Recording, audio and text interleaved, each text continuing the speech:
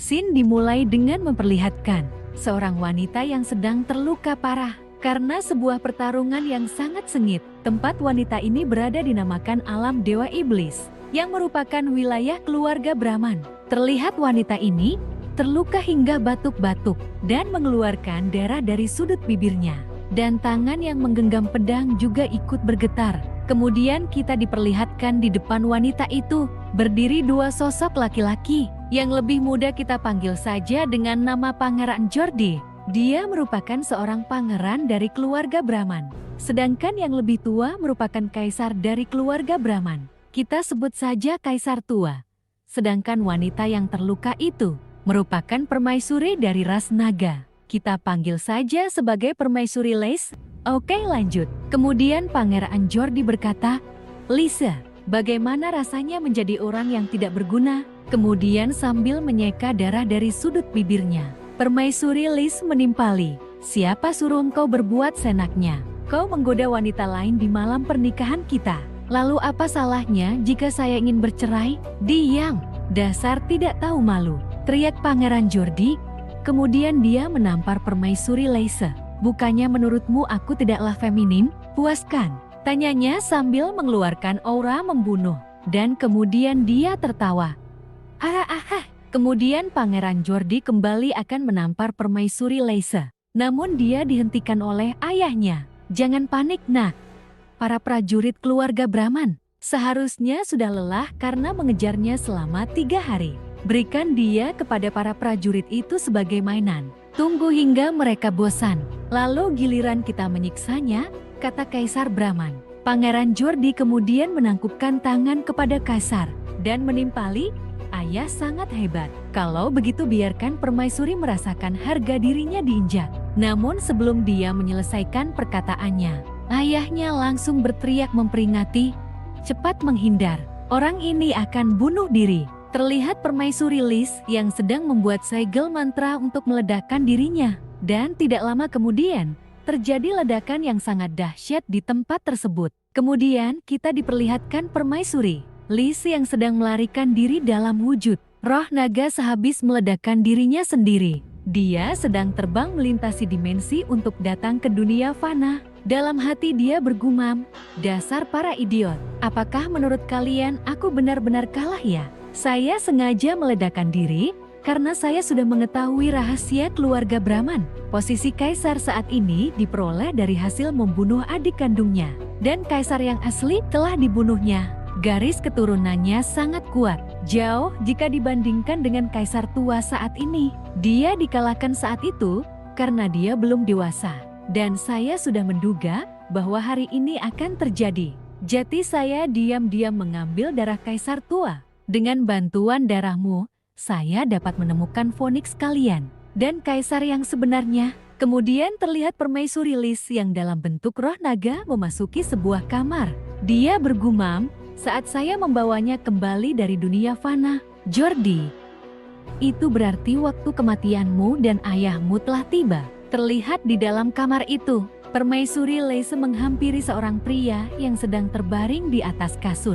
Pria yang sedang tertidur di kasur ini merupakan reinkarnasi dari kaisar yang sebenarnya dari keluarga Brahman. Saat ini, dia merupakan cucu dari kaisar di dunia fana, yaitu Kekaisaran Semali.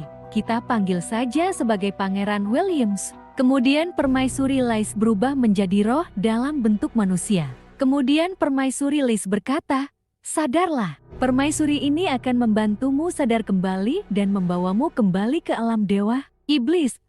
Ayo kita bekerja sama untuk membunuh mereka semua." Tiba-tiba ada yang membuka pintu kamar tersebut. Kemudian permaisuri menengok ke arah pintu dan terlihat seorang wanita yang baru saja memasuki kamar tersebut. Wanita yang baru masuk ini merupakan wanita yang telah memberikan obat kepada Pangeran William sehingga dia tidak sadarkan diri. Kita panggil saja Nona Kalin. Kemudian Nona Kalin berjalan mendekat kepada Pangeran Williams yang masih belum sadarkan diri. Nona Kalin berkata, "Ya mulia Williams, akhirnya aku mendapatkanmu." Hehehe. Di sisi lain, permaisuri Liz yang sedang melihat Nona Kalin meraba Pangeran Williams berkata, "Sepertinya ada yang salah. Sudah seperti itu, tapi belum sadar juga." Apakah dia telah diracuni? Gumamnya, kemudian sambil mempersiapkan mantra di jari telunjuknya. Permaisuri Lis melanjutkan, aku paling membenci hal jahat yang menghancurkan nama baik orang lain. Sadarlah. Dan terlihat mantra itu memasuki kepala Pangeran Williams. Tiba-tiba dia tersadar kembali. Lalu dia mengambil sebuah pedang. Kemudian dia menusukkannya kepada Nona Kalin sambil berkata, di kehidupan ini, saya tidak akan pernah membiarkan kamu masuk ke dalam pelukan iblis. Sedangkan Nona Kalin yang ditusuk itu secara tiba-tiba hanya bisa terkejut dan memanggil nama, "Ya mulia," dan akhirnya dia meninggal. Kemudian Pangeran Williams berdiri untuk pergi. Tidak lupa dia melirik kepada Nona Kalin yang telah meninggal. Dia berkata, saya minta maaf kepada keluarga Sunario. Saya menjanjikan kemakmuran dan kekayaan pada mereka. Pergilah dengan tenang. Kemudian pangeran melangkah untuk keluar dari tempat tersebut. Dan terlihat wajah pangeran yang pucat dan merasa pusing. Permaisuri Lis yang melihat pangeran akan keluar bergumam. Barusan dia mengatakan kehidupan ini dan caranya yang sangat kejam. Jangan-jangan dia telah berinkarnasi? Sepertinya benar jika dia memang telah berinkarnasi. Dan kebetulan sekali dia sedang pusing. Sini aku melihat apa yang kamu alami di kehidupan sebelumnya. Terlihat permaisuri sedang mempersiapkan mantranya. Kemudian dia melihat ingatan pangeran di kehidupan sebelumnya. Di sana terlihat kobaran api yang sangat besar. Dan di dalam kobaran api itu, terdapat singgasana tempat pangeran duduk. Dan terlihat Pangeran Williams, yang begitu gagahnya duduk di atas singgasana kerajaannya. Terlihat pangeran tersenyum melihat tangannya, yang telah berubah menjadi tengkorak. Di dalam kobaran api itu, pangeran berkata, brengsek, aku membuat diriku sendiri menjadi tengkorak. Tanpa darah dan dagingku, kamu tidak akan bisa hidup di dunia ini. Terlihat jika pangeran sedang berbicara dengan seekor burung Phoenix. Dia melanjutkan, kira-kira, terima kasih untuk sihir hitammu, sehingga membuatku bisa menunggu kedatanganmu.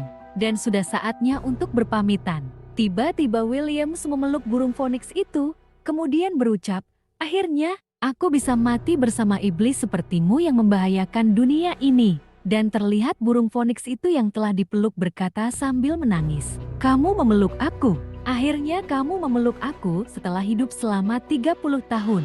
Dan terlihat dia telah meneteskan air mata. Kemudian dia melanjutkan, karena sudah memeluk aku, berarti kamu sudah mengakui aku sebagai anakmu. Aku mau mengikuti kamu selamanya. Kamu juga jangan harap mau membuangku, katanya sambil memeluk ayahnya dengan sayap burung Phoenix-nya.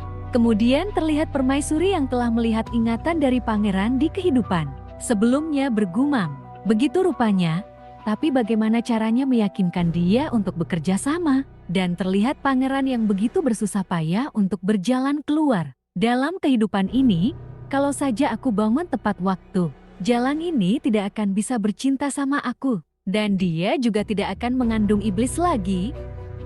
Kecapnya, tiba-tiba pangeran tersentak. Ini mustahil. Perasaan ini, iblis itu benar-benar bisa mengikutiku untuk pulang. Dan terlihat di depan Williams ada anak burung Phoenix. Dan burung Phoenix itu terus memanggil, ayah, ayah, ayah. Sedangkan Williams yang mendengar itu hanya bisa bertanya-tanya, di mana? Di mana dia bersembunyi? Dan terlihat anak Phoenix itu akan memasuki tubuh Williams. Namun dia tidak bisa dan dia hanya bisa terbentur. Dia pun kemudian menangis. Ayah! Kemudian Phoenix itu terbang mengitari Nona Kalin yang sudah tidak bernyawa sambil menangis. Ayah, jangan membuang aku bukan monster, aku bukan iblis. Sambil dia menangis terseduh-seduh. Sedangkan permaisuri yang melihat semua itu hanya dapat menghela nafas. Anak yang malang, menghabiskan kekuatan untuk mengikuti dia. Kembali ke masa lalu, cuma karena sebuah pelukan, ucap permaisuri. Sayangnya, kesempatannya untuk terlahir kembali sudah hancur. Mungkin tidak bisa hidup lagi. Tiba-tiba terjadi gemuruh petir yang sangat dahsyat di tempat itu. Sedangkan permaisuri yang mendengar itu sangat terkejut. Tidak salah lagi jika dia adalah monster. Kematiannya tidak akan menggemparkan dunia. Petir menggelegar. Kemudian permaisuri Lis mendekat dan menggendong anak Phoenix yang malang itu. Kemudian dia menyentuh pipi Phoenix itu. Tiba-tiba saja aku ingin membesarkan kamu dan melihat betapa gaibnya dirimu. Nak, kalau aku menyelamatkan kamu, aku harus memasukkan kamu ke perutku dan hamil selama 10 bulan. Sekarang kamu harus menghilangkan nyawamu dan ingatan masa lalumu. Kamu mau? Tanyanya kepada anak Phoenix itu. Dan terlihat anak Phoenix itu yang sangat menggemaskan. Ah, aku suka ibu. Aku mau. Tiba-tiba anak Phoenix itu terkejut melihat sepasang tanduk di kepala orang yang akan menjadi ibunya kelak. Ibu, kamu naga ya? Benar Foni, kamu juga mau menjadi naga yang cantik seperti ibu? Tanyanya. Oke, untuk memudahkan pemanggilan anak Phoenix ini, kita panggil sesuai namanya, yaitu Foni. Oke lanjut. Foni pun sangat gembira. Mau banget, kata Foni. Sekarang aku tidak punya tubuh fisik. Aku harus menggunakan tubuh orang lain untuk mengandungmu. Setelah aku membentuk ulang tubuh fisik, aku bisa mengganti darah fana yang ada di dalam tubuhmu menjadi darah naga. Nanti kamu akan menjadi anak kandungku. Kemudian Foni menunjuk ayahnya sambil berkata, lalu ayah bagaimana? Foni tidak mau ayah sendirian. Tanya Foni, aku sendirian tidak akan bisa lahirin kamu. Tentu saja dia tetap akan menjadi ayahmu. Terlihat Foni yang berada di tangan permaisuri. Kemudian tubuh Foni berubah menjadi segumpal cahaya. Kemudian permaisuri mengambil sedikit darah dari Nona Kalin. Sambil bergumam, kalau manusia mau melahirkan anak, pria dan wanita harus bercinta. Kemudian terlihat permaisuri juga mengambil darah pangeran. Tapi, Dewa Iblis bisa melahirkan anak dengan menerapkan teknik rahasia menggunakan sari darah orang tua. Kemudian permaisuri Lis menggabungkan kedua darah itu ke dalam esensi jiwa Foni hingga menyatu. Kemudian dia memasukkan esensi jiwa itu ke dalam perut Nona Kalin. Kemudian permaisuri sendiri merasuki tubuh Nona Kalin. Di sisi lain, pangeran yang masih mencari keberadaan Foni, sial. Bagaimana hawa panas iblis itu bisa menghilang dalam sekejap? Dia sembunyi di mana? Terlihat pedang itu telah keluar dari tubuh Nona Kalin sambil tetap melayang. Dan terlihat Nona Kalin yang telah dirasuki oleh permaisuri mulai bergerak dan menjatuhkan pedang itu. Di sisi lain, pangeran yang mendengar itu sontak terkejut. Kemudian sontak berbalik. Kamu, sekarang kita permaisuri yang telah memasuki Nona Kalin sebagai Nona Kalin saja. Oke lanjut. Sambil menunjuk Nona Kalin, pangeran berkata, padahal aku sudah membunuhmu, kok kamu bisa? Ucap pangeran sambil ketakutan. Terlihat Nona Kalin menyembuhkan tubuhnya yang terluka. Kemudian Nona Kalin memperkenalkan dirinya. Jangan lihat lagi, aku bukan dia. Di sisi lain pangeran yang menyaksikan hal itu sangat terkejut. Sihir apa ini? Ajaib banget, ucapnya dalam hati. Terlihat Nona Kalin mengeluarkan jurus di telapak tangannya. Kemudian dia berkata kepada pangeran, ya mulia, sebaiknya jangan beritahu orang lain kalau aku kerasukan jiwa mengembara. Lagian, kamu juga dilahirkan kembali, kan? Karena sudah melihat kemampuanku. Kalau ketahuan orang, aku bisa pergi dengan tenang. Tapi, kalau kabar kamu lahir kembali tersebar, takutnya bakalan mati dibakar, kan? Sedangkan pangeran yang mendengar, semua itu hanya bisa mengeratkan gigi, sambil berkata dalam hati, salah perhitungan, nih, tadi, jiwa mengembara ini sudah ada di kamar. Dia sudah melihat rahasia aku lahir kembali. Kemudian Nona Kalin mengeluarkan sihirnya lagi. Terlihat di telunjuknya muncul setetes air. Dan dia berkata, jangan gugup, aku tidak takut memberitahumu, kok fisik asliku hancur. Aku harus mengumpulkan pahala untuk membentuk ulang fisik. Kemudian terlihat setetes air di telunjuk Nona Kalin sudah berubah menjadi gumpalan air. Sambil tetap menjelaskan kepada pangeran, jika di kehidupan sebelumnya, kamu sudah hidup 30 tahun, jadi kamu pasti tahu di mana bencana terjadi, ucap Nona Kalin. Kemudian dia melanjutkan, kita kerjasama. Kamu memberitahu aku di mana bencana dan kesulitan terjadi. Aku akan menghapus rintanganmu. Aku dapat pahala, kamu dapat dunia. Menguntungkan kedua belah pihak kan? Tanya Nona Kalin. Kemudian bola air yang ada di tangan Nona Kalin ia lemparkan ke lantai. Dan terlihat lantai itu langsung retak dan berlubang. Sedangkan pangeran yang menyaksikan hal itu sontak melangkah mundur Kemudian dalam hati dia bergumam, hantu mengembara ini punya banyak motif. Jati tidak boleh menggunakan kekerasan. Harus mengikuti kemauannya dulu. Tiba-tiba terdengar suara dari luar kamar tersebut. Kayla Senario, dasar keji. Dan tak lama kemudian pintu terbuka. Dan masuklah ayah Kayla. Kita panggil Michan Senario. Sambil menunjuk ke arah Kayla, dia berkata, beraninya meracuni keluarga kerajaan. Kamu mau membunuh semua keluarga kita? Kemudian muncul adik Kayla yang bernama Carissa Senario. Carissa berkata, ayah, lihatlah. Kakak sudah berani membawa Yang Mulia masuk ke dalam kamar. Kemudian ada pula ibu dari Kayla yang bernama Sinta Pramono yang ikut memarahi Kayla. Suamiku, sampah ini melakukan kesalahan besar. Hari ini kamu harus mengusir dia. Sedangkan Nona Kayla yang mendengar semua tuduhan itu bergumam dalam hati. Ternyata pemilik asli tubuh ini mempunyai konflik dengan ayah kandungnya dan namanya Kayla. Menarik sekali. Kemudian ayah Kayla bersujud di hadapan pangeran. Yang Mulia sangat bijak. Semua perbuatan iblis itu adalah kemauannya sendiri. Kalau mau menghukum atau membunuhnya, Yang Mulia bisa melakukan sesukanya. Mohon ampuni keluarga Senario yang lain. Dan tidak lupa juga ibu dan adik Kayla ikut memohon kepada pangeran. Ibu Kayla berkata, mohon maafkan kami, Yang Mulia. Kami benar-benar tidak tahu. Lalu adik Kayla juga menimpali. Yang Mulia, otak kakakku tidak benar saat melihat pria tampan. Langsung ingin menodainya dengan cara yang kotor. Sambil menangis, dia melanjutkan. Kalau Yang Mulia mau hukum dia, lebih baik kirim dia ke rumah bordil saja. Sedangkan Nona Kayla yang mendengar semua itu, hanya bisa tersenyum sambil menyilangkan tangan. Dalam hati dia bergumam, masih muda sudah begitu kejam. Sayang sekali masih kurang. Kemudian Carissa melirik ke arah kakaknya dan melanjutkan. Dengan begini, Yang Mulia bisa menghilangkan amarah dan bisa membuat kakak mendapatkan keinginannya, ucap Carissa. Sedangkan pangeran yang mendengar semua itu, kemudian menimpali. Baik, kirim Kayla ke rumah bordil, lalu kirim kamu Jati Germo yang memanggil tamu. Bagaimana? Kamu terlihat sangat membenci dia. Kamu pasti bisa menyiksa dia dengan baik untuk Yang Mulia. Kenapa?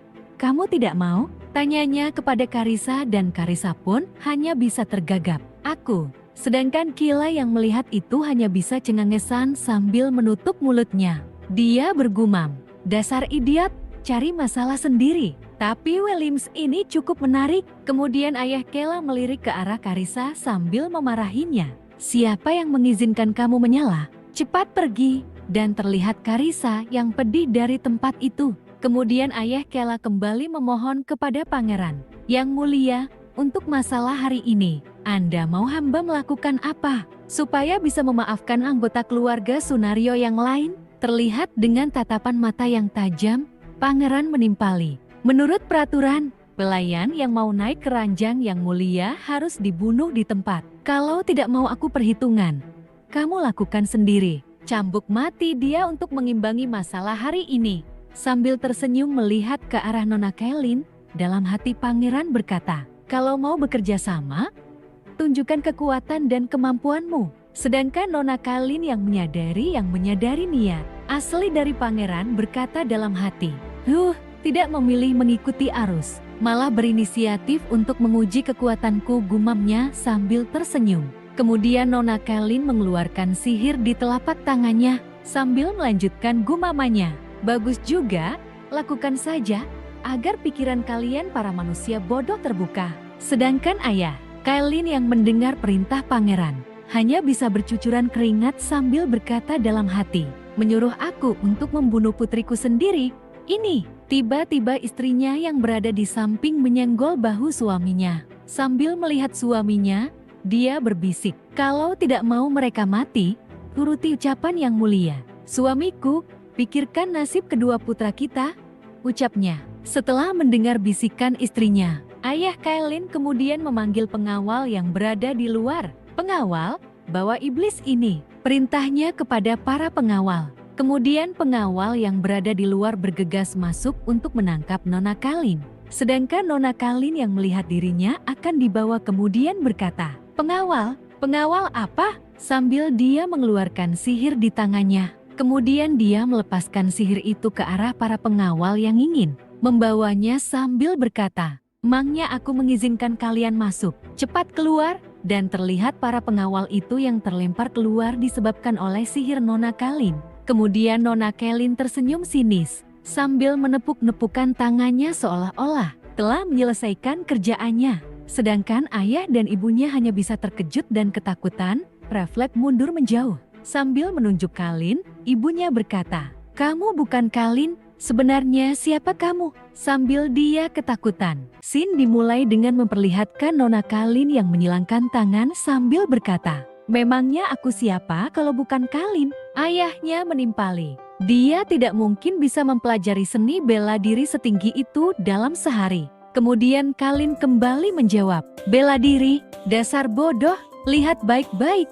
Ini kekuatan gaib," ucapnya sambil mengeluarkan sihir di tangannya. Hasil dari sihir itu kemudian memunculkan roh naga dari permaisuri Nagalisa. "Kamu tidak tahu kan, ibuku keturunan imam besar. Imam besar manapun bisa memanggil dewa untuk merasuki tubuhnya. Yang mulia telah memasukkan energi naga ke dalam tubuhku yang terstimulasi dengan darahku. Saat ini, aku memanggil dewa naga untuk merasuki tubuhku." Sedangkan ayah dan ibu Kalin yang mendengar penjelasan itu sontak sangat terkejut dan terbelalak. Sedangkan pangeran hanya memasang ekspresi datar di wajahnya. Kemudian Kalin menarik kembali sihir di telapak tangannya.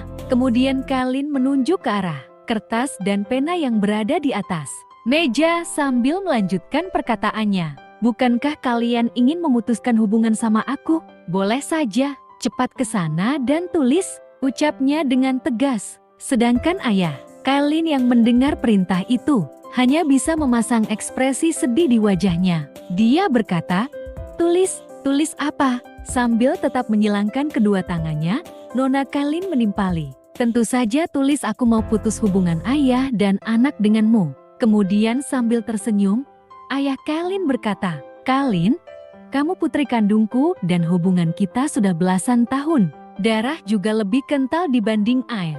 Bagaimana aku rela memutuskan hubungan sama kamu?" ucapnya pada Kalin. Kemudian terlihat Kalin yang menoleh ke arah ayahnya sambil bergumam, "Jijik banget, melihat aku akan sukses. Kamu langsung mau melupakan masa lalu dan ingin mendekat lagi. Sayang sekali, aku bukan putrimu," ucapnya dalam hati. Kemudian Kalin tersenyum sambil berkata, "Tidak mau tulis juga boleh. Kalau kamu masuk neraka, hubungan pasti akan putus." Tiba-tiba Kalin maju ke arah ayahnya, kemudian dia mencekik leher ayahnya. Dan terlihat ayah Kalin yang kesakitan memegang tangan Kalin sambil terbata-bata. Dia menimpali, "Ya, jangan, aku tulis." Kemudian terlihat ayah Kalin yang memegang lehernya yang terasa sakit sambil dia berusaha menulis perintah Kalin di kertas. Dan kertas yang telah ditulisnya itu telah selesai. Dan terlihat Kalin yang sedang duduk dan membaca surat yang sudah ditulis oleh ayahnya. Sambil membacanya, dia bergumam, ingin bilang dirinya berkompromi agar kelak mudah saling mengakui hubungan ayah dan anak denganku, ucapnya dalam hati. Tiba-tiba dia memukul meja di depan ayahnya sambil dia berkata, "Kamu mau mati lagi ya? Beraninya mempermainkan aku. Tulis ulang," perintahnya kepada ayahnya. Dan terlihat ayahnya yang gemetar ketakutan. Kemudian ayahnya berkata, "Kalin, kamu akan sukses jadi Phoenix. Ayah tulis seperti ini demi reputasimu," ucapnya kepada Kalin. Akhirnya Kalin hilang kesabaran. Lalu dia berteriak sambil menarik baju ayahnya. "Kali ini, aku katakan dan kamu yang tulis." Kemudian Kalin duduk kembali. Sambil menyandarkan pipinya ke tangan, dia mulai berbicara. "Hari ini, putriku, Kalin Sunario, berani menyinggung yang mulia. Khawatir akan melibatkan keluarga Sunario. Aku memutuskan hubungan ayah dan anak dengan Kalin Sunario. Meskipun aku sakit, tidak akan meminta bantuan Kalin Sunario." Dan terlihat ayah Kalin yang menulis semua ucapan Kalin dengan gemetar. Dan Kalin melanjutkan, "Pada hari kematianku, Kalin Sunario dilarang pulang dan menggunakan pakaian berkabung." Dan terlihat ayah Kalin yang telah selesai menulis semua ucapan Kalin. Kemudian dia menyodorkan kertas itu kepada Kalin. Kemudian Kalin tersenyum sambil memasukkan kertas itu di dalam lengan bajunya. Dengan gaya khasnya yang selalu menyilangkan tangan di dadanya, Kailin tersenyum sambil berkata, "Karena sudah memutuskan hubungan, kalian tidak pantas tinggal di rumahku. Pergilah," usir Kailin. Dan terlihat ayah dan ibu Kailin yang saling memandang, mereka bergumam, "Boleh saja memutuskan hubungan, tapi jangan mengusir. Bagaimana dengan harga diriku?" Dan terlihat ayah dan ibu Kailin buru-buru duduk bersimpuh di depan Kailin sambil memohon, "Kailin, kasihani ayah. Ayah sudah tua, kaki sudah tidak kuat. Kedua adik laki-lakimu juga masih kecil.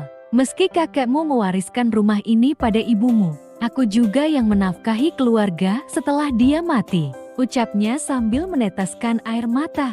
Dan ibunya juga menambahkan, "Kailin, jangan isir ayahmu. Aku tahu kamu tidak suka melihat aku dan adik-adikmu. Kami akan pergi," ucapnya juga sambil menangis di sisi suaminya. Sambil memegang lengan suaminya, dia melanjutkan, "Kumohon, jangan biarkan ayahmu ditertawakan di usia tuanya." Tiba-tiba Kailin menggunakan sihirnya untuk melempar ayah dan ibunya keluar dari rumah itu. Terlihat ayah dan ibunya yang terlempar keluar. Kemudian Kailin berdiri di depan mereka sambil berkata, "Ku beri kalian waktu setengah hari, bereskan barang kalian dan pergi. Kalau masih tidak pergi, lain kali aku tidak akan bicara baik-baik." Kemudian Kailin berbalik dan menggunakan sihir untuk menutup pintu kembali. Kemudian dia berbicara dengan pangeran. Sambil tetap dengan gaya khasnya yang selalu menyilangkan tangan, dia berkata, "Bagaimana, kamu puas dengan kekuatanku?" tanyanya kepada pangeran. Dan pangeran menimpali, "Hebat banget." Terlihat Kailin yang mendapat tanggapan itu dari pangeran kemudian tersenyum. Tiba-tiba Kailin terkejut. Dalam hati dia bergumam, "Bayi itu mengganggu aku?" Dan terlihat Kailin yang memegang perutnya dan terlihat di dalam perutnya itu ada sebuah telur yang berputar-putar sambil memanggil, "Ibu, ibu, ibu, ibu, aku lapar." Sedangkan Kailin yang melihat dan mendengar itu tersenyum sambil berkata, "Bocah ini gigih juga." Tidak menyangka dia sudah mengakar dan tumbuh. Kemudian terlihat Kailin yang memasukkan energi yang menjadi makanan ke dalam perutnya. Dan terlihat energi itu yang sudah masuk ke dalam perut Kailin. Terlihat di dalam perut Kailin. Energi tersebut sudah dimakan oleh bayi Foni yang masih dalam bentuk telur. Di sisi lain, pangeran bertanya kepada Kailin, "Kamu memasukkan iblis kecil itu ke perutmu?" Dan Kailin yang mendapat pertanyaan itu langsung mengiyakan. Sambil memegang perutnya, dia menjelaskan, "Tapi dia bukan iblis kecil. Mulai sekarang dia anak baikku." Sedangkan pangeran yang mendengar itu menimpali, "Anakmu, memangnya bisa? Kamu tahu dia iblis yang membunuh banyak orang dan merugikan rakyat?" Kemudian dia mendekat kepada Kailin sambil melanjutkan, "Aku susah payah menyingkirkan dia. Sekarang kamu malah memberitahu aku kalau kamu mau melahirkan dia lagi." Sambil mendekatkan wajahnya pada Kailin, dia melanjutkan, "Kamu bilang kamu mau mengumpulkan pahala. Baik, bunuh dia adalah pahala terbesarmu," ucapnya pada Kailin. Sedangkan telur yang berada di dalam perut Kailin sampai bergetar. Ketakutan setelah mendengar perkataan dari pangeran yang merupakan ayahnya sendiri. Sedangkan Kailin yang menyadari hal itu, kemudian menimpali perkataan Pangeran Williams, "Pelankan suaramu. Dengan darahku yang kuat, dia bisa sadar saat dikandung. Dia bisa merasakan kebencian dan niat membunuhmu padanya.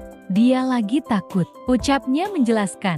Sedangkan Pangeran Williams yang mendengar itu hanya menggerutu dan berbalik untuk pergi. Sedangkan Kailin yang melihat Williams pergi hanya bisa menghela nafas dan bergumam, di kehidupan sebelumnya dia menderita banget demi anak ini. Wajar saja kalau dia tidak menerimanya untuk sementara waktu." Sambil menunjuk dahinya sendiri, dia lanjut bergumam, "Tapi bagaimanapun juga dia keturunanmu. Aku juga harus meminjam kekuatanmu untuk membunuh alam dewa iblis.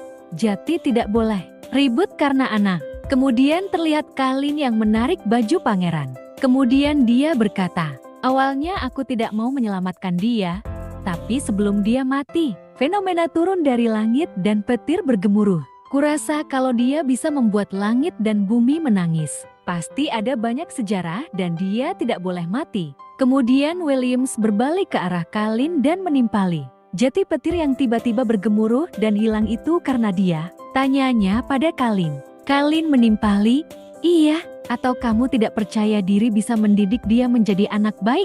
Lalu Williams menimpali, setelah lahir, apa sesuatu yang memang jahat bisa berubah menjadi baik? Tidak ada orang yang dilahirkan jahat. Cuma lingkungan jahat yang membuat orang menjadi jahat. Aku tidak tahu di kehidupan sebelumnya bagaimana ibunya mendidiknya. Tapi sekarang dia anakku. Aku pasti akan didik dia dengan baik. Bantu dia jadi orang yang cakap yang bisa bedain benar dan salah, kata Kalin. Sambil melangkah pergi, Kalin melanjutkan, nanti kamu jangan rebutan peluk anakku. Kemudian Sin beralih di suatu tempat di taman pinggir sebuah danau. Terlihat Kalin yang memegang perutnya. Dia berkata, sudahlah, aku tahu ayah bikin kamu kaget. Sudah, tidak apa-apa. Ibu jamin, tidak akan membiarkan orang lain menyakiti kamu sedikit pun. Terlihat Kalin yang menenangkan bayi Foni yang berada di dalam perutnya. Kemudian terlihat Kalin membuka telapak tangannya. Dan muncul bola cahaya berwarna biru yang berputar-putar. Bangunlah Kela, awalnya kamu bisa mati ketakutan. Aku yang selamatin kamu. Terlihat Kalin yang menjatuhkan bola cahaya itu ke bawah. Kamu sudah ingat?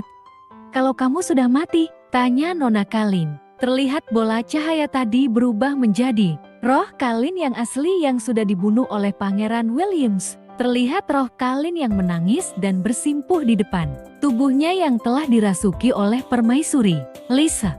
Roh Kalin menjawab, hamba sudah tahu salah dan menyesal. Kalau tahu mendambakan keindahan bisa mengorbankan nyawa, aku tidak akan melakukannya, ucap roh Kalin. Terlihat Kalin yang menutup telinganya. Kemudian Kalin menimpali, Bu, kamu cuman merenungkan ini, sadarlah, kalau aku bisa membuat kamu hidup lagi, kamu mau apa? Tanya Kalin.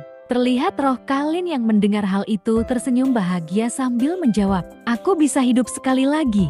Tanya roh Kalin. Sambil memejamkan mata, Kalin menjawab, memang benar. Meski kamu mati, tapi tubuh ini milikmu. Sambil beranjak dari duduknya, dia melanjutkan, kalau kamu bersedia memberikan tubuh ini padaku, aku jamin kamu akan lahir kembali dengan ingatanmu dalam 2 tahun. Kemudian roh Kalin menimpali, kalau aku mau menjadi putri kerajaan, apakah juga boleh? Tanya roh Kalin. Boleh saja. Kamu bisa lahir kembali di mana saja, ucap Nona Kalin. Dan terlihat roh Kalin yang sangat gembira. Oke, aku sukarela memberikan tubuhku pada Anda, ucap roh Kalin. Dan terlihat Nona Kalin yang menunjuk kepala roh Kalin. Dan Kalin berkata, sudah sepakat, tubuh ini kuambil. Kelak aku gunakan bagaimanapun, semua tidak akan ada hubungannya sama kamu. Terlihat Nona Kalin yang cukup senang dan tersenyum puas sambil memejamkan matanya. Bagus banget, dendam tubuh ini sudah hilang. Tanpa kekhawatiran, baru terasa nyaman digunakan, ucapnya dalam hati. Kemudian Nona Kalin kembali duduk seraya berkata, oh ya, aku tanya padamu, Williams itu cucu keluarga kerajaan.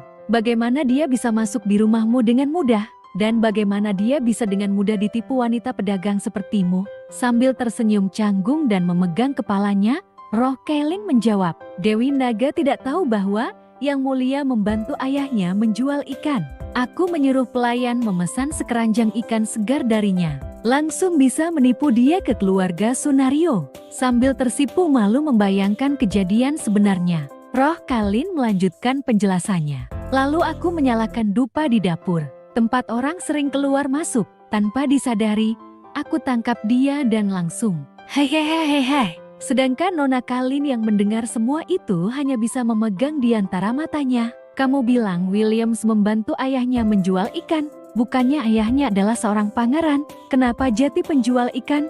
Dan pangeran belum mati. Bagaimana dia bisa dijadikan cucu? Jelaskan kepadaku. Dan terlihat roh Kalin yang lanjut menjelaskan. Waktu Williams lahir, langit istana timur penuh awan warna-warni dan ratusan burung terbang lama. Kaisar dan semua pejabat kekaisaran menganggap dia reinkarnasi penerus Buddha. Begitu lahir, dia langsung dijadikan cucu oleh kaisar, juga dihormati dan disayangi. Kemudian Nona Kalin membayangkan seekor burung Phoenix, dan terlihat burung Phoenix disertai dengan api yang menyala-nyala. Tidak salah lagi, Williams memang reinkarnasi Phoenix Raja Burung. Jadi pada hari kelahirannya, burung dengan sedikit kecerdasan akan datang berziarah. Gumam Nona Kalin. Setahun lalu, peristiwa besar terjadi di ibu kota. Pangeran kelima kesayangan kaisar jatuh dari kudanya. Kaki kirinya cacat dan wajahnya hancur. Kaisar menyuruh orang untuk menyelidiki, lalu ditemukan bahwa itu perbuatan pangeran Istana Timur. Kaisar sangat marah. Dia bilang pangeran kejam dan buku bijak yang dibacanya bertahun-tahun itu sia-sia. Kaisar memerintahkan pangeran tidak boleh lagi memegang pena dan tinta lagi. Statusnya juga jadi pelayan. Pangeran dan istrinya diusir ke kota Yukasa untuk menjadi nelayan. Ucap Roh Kalin.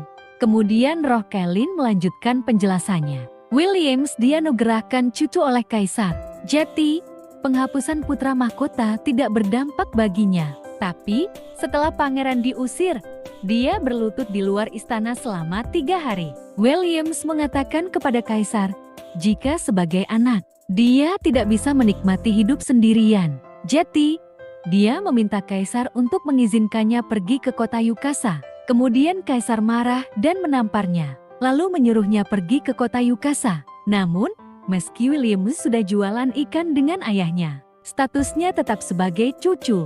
Yang mulia juga ramah, semua orang di kota Yukasa menghormati dia. Dan terlihat Nona Kalin yang mendengar semua penjelasan itu tersenyum dan bergumam. Si Williams ini cukup berbakti. Aku suka. Dan terlihat kembali bola cahaya yang berputar. Tubuh sudah mau tiba. Setelah mendengar cerita, waktunya untuk menempatkan Roh Kalin. Kemudian dari bola cahaya tadi, muncullah seekor tikus yang langsung melompat turun dari tangan Nona Kalin. Terlihat tikus itu yang ingin melompat, namun ekornya segera ditangkap oleh Nona Kalin. Sedangkan Roh Kalin yang melihat ada tikus langsung ketakutan. Lalu dia bertanya, Dewi Naga, apa yang ingin Anda lakukan? Kemudian Nona Kalin menjawab, masih ada beberapa waktu sebelum kamu bisa reinkarnasi. Kamu pinjam tubuhnya dulu, sambil dia memperlihatkan tikus itu kepada Roh Kalin. Sedangkan Roh Kalin mendengar hal itu, sontak terkejut dan berkata, bisakah jangan tikus? Ucap Roh Kalin. Lalu Nona Kalin menimpali. Lalu, kamu mau ganti apa? Lalu Roh Kalin menjawab, Karissa Sunario, adikku, ucapnya dengan antusias. Namun, Nona Kalin menimpali dengan senyuman. Mimpi ya, gadis itu memang menyebalkan, tapi aku tidak mungkin membunuh orang demi kamu. Hal itu membuat Roh Kalin tampak ragu. Namun, kepalanya langsung dipukul oleh Nona Kalin. Jijik apa? Bukannya kamu suka meracuni orang buat lakuin hal kurang ajar itu? Kebetulan, sekarang kamu jadi hewan. Lihat kamu bisa introspeksi diri atau tidak. Terlihat tangan kanan Nona Kalin sudah ada tikus yang akan menjadi wadah Roh Kalin. Sedangkan di tangan kanannya ada Roh Kalin yang cukup ketakutan. Tunggu, Dewi Naga, sihir Anda kuat. Bisakah balaskan dendam atas kematian ibuku? Ucapnya dengan ketakutan. Kemudian Nona Kalin menimpali. Ayahmu adalah musuh? Tanyanya. Lalu Roh Kalin menjawab, benar, ayahku. Dia membunuh ibuku untuk menikahi istri kedua. Aku melihatnya. Dia mencekik mati ibuku dengan tali. Ibuku merontak kesakitan, tapi aku cuma berani tutup mulut dan sembunyi. Aku sungguh tidak berguna. Kemudian sambil tersenyum, Nona Kalin menjawab, boleh saja. Aku bantu kamu bunuh dia. Dan pada akhirnya Nona Kalin menyatukan kedua telapak tangannya. Setelah dia membuka telapak tangannya, terlihat tikus itu yang telah dimasukkan jiwa Kalin. Kemudian Nona Kalin menghitung dalam hati. 7, 8, 9, waktunya bangun. Dan terlihat tikus itu yang merupakan jiwa Kalin telah sadar. Maka seterusnya kita panggil tikus ini dengan nama Cherry. Oke, lanjut. Kemudian Nona Kalin menurunkan Cherry ke lantai sambil berkata, jangan khawatir, aku akan melindungi tubuhmu. Kemudian scene beralih di rumah Kalin di sore hari. Terlihat Kalin dan Cherry memasuki ruangan. Terlihat di dalam ruangan itu ada kertas di atas meja. Kalin mengambil kertas itu. Terlihat kertas itu bertuliskan, apa yang terjadi pada iblis akan diceritakan lagi lain hari. Tampaknya surat ini ditinggalkan oleh Williams. Ya sudah, kalau ganti hari, aku akan buat kamu menyerah buat bunuh dia, ucapnya sambil membuang kertas itu. Kemudian Kalin mengambil sebuah pakaian. Nganggur juga membuat bosan. Jalan di luar dan melihat pemandangan dunia fana saja. Kemudian terlihat Kalin yang sangat cantik setelah menggunakan pakaian tersebut. Terlihat Kalin meregangkan tubuhnya. Lalu Nona Kalin dan Ceri berjalan untuk pergi jalan-jalan. Tiba-tiba di depan kediaman tersebut, Nona Kalin dihadang oleh Karissa. Sambil menunjuk Kalin, Karissa berkata, "Kalin, atas dasar apa kamu mengusir kami? Seharusnya kamu yang pergi. Kalin, kamu sudah membuat keluarga Sunario malu. Harusnya kamu bunuh diri saja." Sedangkan Kalin yang mendapat perlakuan semacam itu, kemudian berkata dalam hati, "Dasar jalang, saat aku dikirim ke rumah bordil, aku pun tidak perhitungan. Kamu malah masih mau cari mati." Lalu Nona Kalin langsung maju dan menarik Karissa. Dia berkata, "Bunuh diri kan?" ucapnya sambil marah. Terlihat Kalin menarik pengikat pakaian Karissa. Sedangkan Karissa yang mendapat perlakuan itu hanya bisa berteriak, Apa yang kamu lakukan?" Dan terlihat pengikat yang Kalin ambil dari Karissa. Ia gunakan untuk mengikat leher Karissa. Kemudian dia menggantung Karissa di tempat itu juga. Lalu Kalin bertanya kepada Karissa yang sedang digantung, "Maksudmu bunuh diri seperti ini?" Sedangkan Karissa yang sedang digantung hanya bisa memegang tali yang mengikat di lehernya sambil menangis ketakutan. Terlihat Kalin tetap menarik tali tersebut yang mengikat leher Karissa. Lalu Kalin melanjutkan, "Tidak berani lagi, mau mohon ampun." Lalu terlihat Karissa sudah kehabisan nafas. Lalu Kalin melanjutkan perkataannya, "Katakan dengan lantang, kalau kamu katakan, aku ampuni kamu," ucapnya kepada Karissa. Terlihat dari arah samping, muncul ibu Karissa dengan tergesa-gesa lalu menghampiri Kalin. Lalu dia berkata, "Kalin, lepaskan putriku.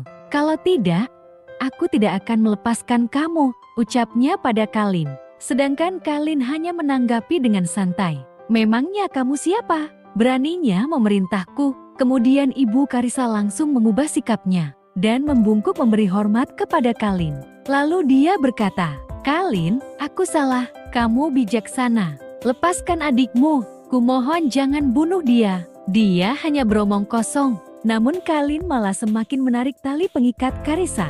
Dia menimpali, "Sudah besar begini masih tidak mengerti. Kamu sebagai ibu tidak bisa mendidik, ya?" Kemudian ibu Karissa bersimpuh di lantai sambil menangis. Lalu dia memegang Kalin sambil berkata, "Benar, aku salah. Telah aku didik dia baik-baik. Aku jamin dia tidak akan mengganggu kamu lagi. Kumohon lepasin dia." Kemudian terlihat Kalin yang memandangi Karissa yang sudah mengeluarkan busa dari mulutnya, serta matanya yang sudah berwarna putih. Lalu Kalin melepaskan pengikat itu dari tangannya sambil menghela nafas, sehingga membuat Karissa terjatuh ke bawah. Lalu ibu Karissa yang melihat itu, sontak buru untuk menghampiri Karissa, lalu melepaskan ikatan yang berada di lehernya. Lalu Kalin yang terlihat emosi memperingati mereka, "Ini kedua kalinya.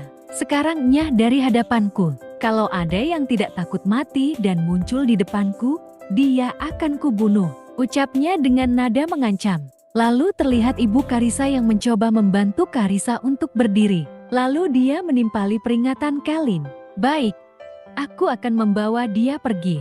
Kami pergi sekarang juga." Lalu terlihat ibu Karissa bersama Karissa berjalan pergi menjauh. Sedangkan Kalin hanya memandangi mereka dari belakang. Scene berpindah 4 jam kemudian. Pelayan Nona Kalin datang melapor, "Nona, Michan sekeluarga sudah pergi, tapi mereka membawa barang-barang berharga dari rumah. Anda lihat saja." Namun, belum selesai dia berbicara, Nona Kalin langsung menyela, "Ambil saja, ambil yang banyak. Kalau mereka tidak pergi dengan harapan, nanti bagaimana bisa menjatuhkan mereka ke jurang keputusasaan?"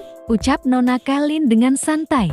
Sedangkan tikus Ceri yang mendengar ucapan Nona Kalin menimpali, "Dewi Naga, bukannya Anda mau membantu aku membunuh Michan? Kenapa membiarkan mereka pergi?" tanya tikus Ceri. "Ngapain terburu-buru? Bukannya bagi manusia membunuh itu ilegal. Kulihat Kejaksaan Daerah Kota Yukasa sangat adil, bupatinya pasti orang jujur," jawab Kalin meyakinkan tikus Ceri.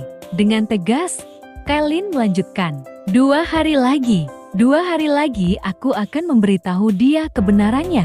Lalu tangkap Michan dan umumkan kepada dunia. Nanti dia akan dipermalukan dan dihukum di kantor bupati, lalu dicerca rakyat. Bukannya itu lebih menderita daripada langsung kubunuh, ucap Nona Kailin menjelaskan. Setelah mendengar penjelasan yang panjang lebar dari Kailin, tikus ceri menimpali, "Oke."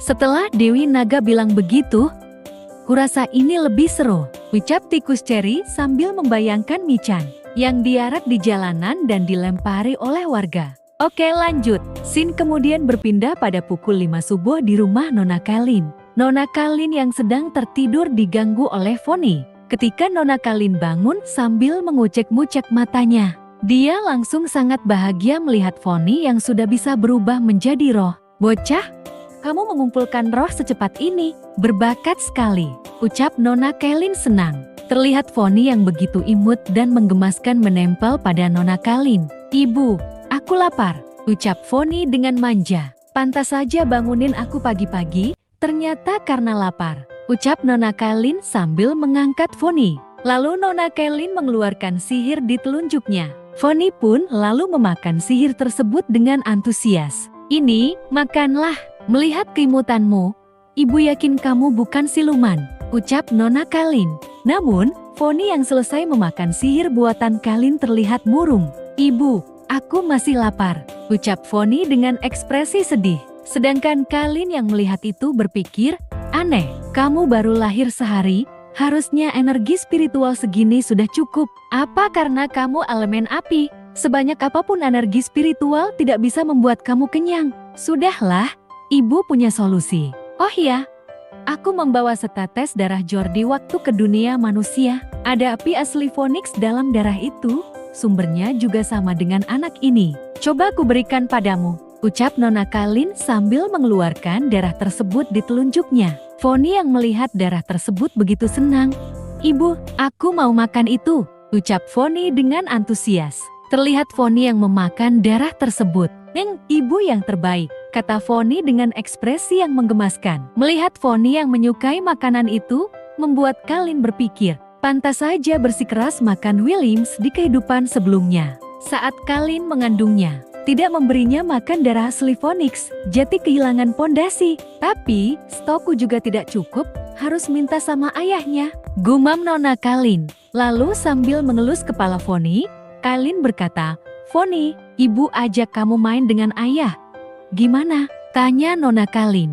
Sedangkan Fonny yang mendengar tawaran ibunya langsung membayangkan sosok ayahnya. Dan pada akhirnya Fonny pun menangis. Lalu Kailin pun mencoba menenangkan Fonny dengan berkata, "Ayahmu punya darah Phoenix kesukaanmu. Itu yang barusan kamu makan. Ibu sudah tidak punya, tapi ayah punya banyak. Kamu mau?" tanya Nona Kailin menjelaskan. Fonny yang mendengar penjelasan ibunya mulai berpikir, "Gimana ini? Aku mau. Tapi ayah galak. Aku takut ayah bunuh aku," ucap Fonny dengan ekspresi kebingungan. Lalu, Fonny mau ke sana. "Enggak, menurut ibu, kita harus ke sana karena Fonny enggak bisa kalahin ayah. Harus makan darah Phoenix dan jadi kuat dulu, baru bisa beri pelajaran pada ayah," ucap Nona Kailin menjelaskan. Fonny yang mendengar penjelasan ibunya kembali terlihat sedih. Tapi, Fonny enggak mau pukul ayah. Cuma mau jadi anak baik di perut ibu, ucap Fonny. "Mana boleh enggak jadi kuat, kamu putraku. Mana boleh ditindas sama dia. Coba pikir, kalau kamu bisa pukul dadanya tiap hari dan tanya dia, suka sama kamu atau tidak. Kalau dia nggak suka, kamu pukul dia tiap hari. Nanti ayahmu jadi nggak tahan, jadi suka banget sama kamu," ucap Nona Kailin. Setelah mendengar itu, terlihat Fonny yang memasang ekspresi kebingungan.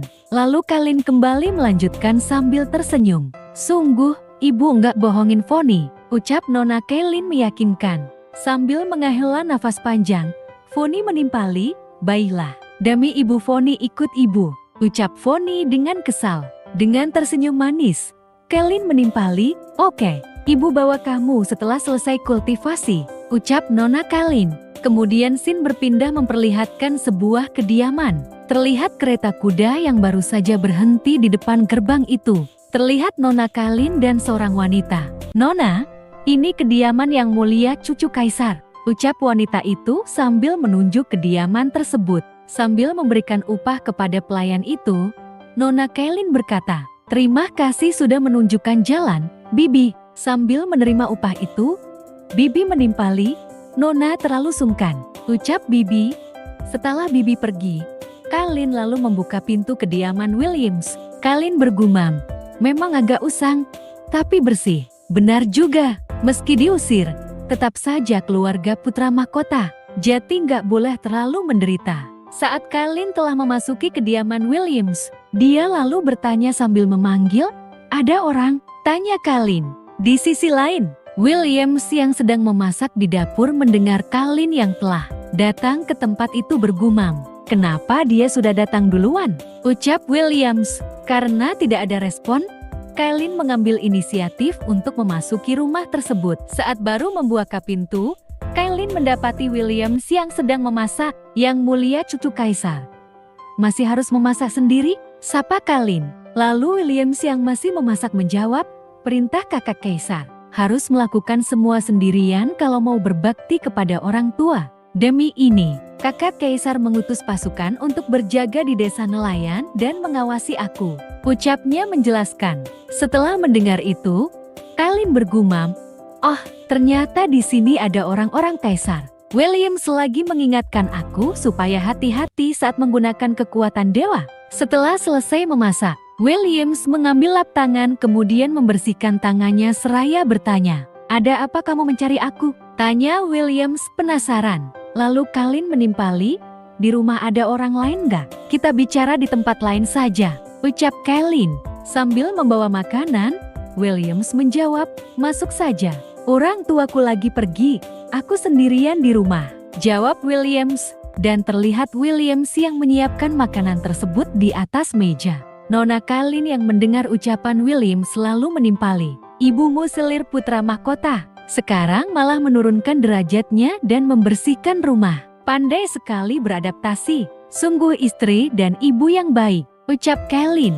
Sembari menyiapkan kursi, Williams menjawab, "Ibuku nggak menyentuh air kotor. Aku yang mengerjakan semua pekerjaan rumah," ucap Williams. Seraya tersenyum, Kailin berkata, "Kalau begitu, Anda cekatan juga ya? Gak usah sengaja memuji aku. Katakan saja, ada apa mencariku?" ucap Williams. "Baklia, aku terus terang saja." "Williams, sebenarnya kamu bukan orang biasa. Asalmu keluarga Brahman, alam dewa iblis." Namun sebelum Kailin menyelesaikan perkataannya, tiba-tiba pangeran menjatuhkan gelasnya. Williams pun merasakan kepalanya yang teramat sakit setelah mendengar perkataan Kailin. Melihat Williams yang kesakitan, Kailin buru-buru memberikan pertolongan menggunakan sihirnya.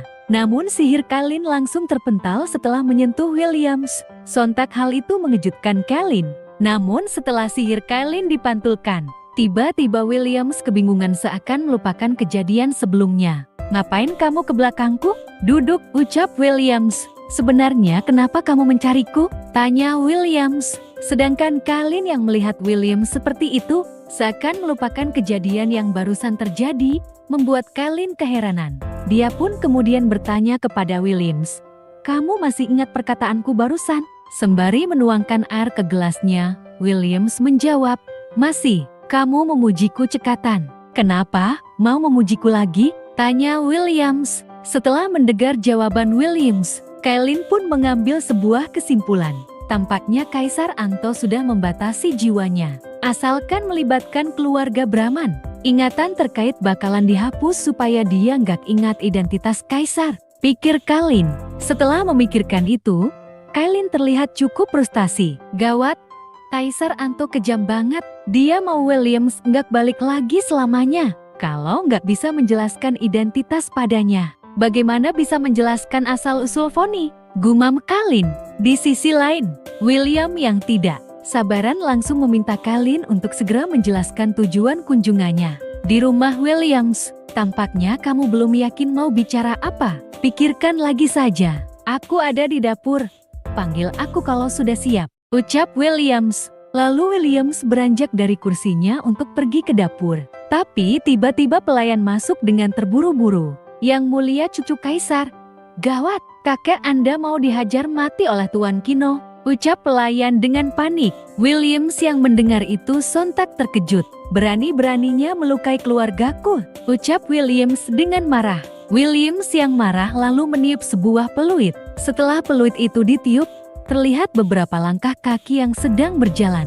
Langkah kaki itu berasal dari para pengawal Williams. Seraya memberi hormat kepada Williams, pengawal itu berkata, "Hamba hadir, menunggu perintah yang mulia." Williams selalu melirik Kalin sambil berkata, "Nona, silakan duduk. Aku pamit dulu," ucap Williams. Kalin yang melihat kepergian Williams bersama pengawalnya hanya tersenyum sambil bergumam, "Ada masalah? Bukankah ini memang keinginanku? Kalau membantu dia membereskan masalah, lalu minta intisari darah, pasti akan lebih mudah," ucap Kalin dalam hati. Tidak lama kemudian, scene berpindah di kediaman Tuan Kino.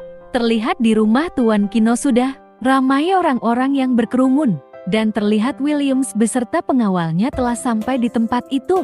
Terlihat kakek Williams yang dipukuli dan ditendang hingga terluka.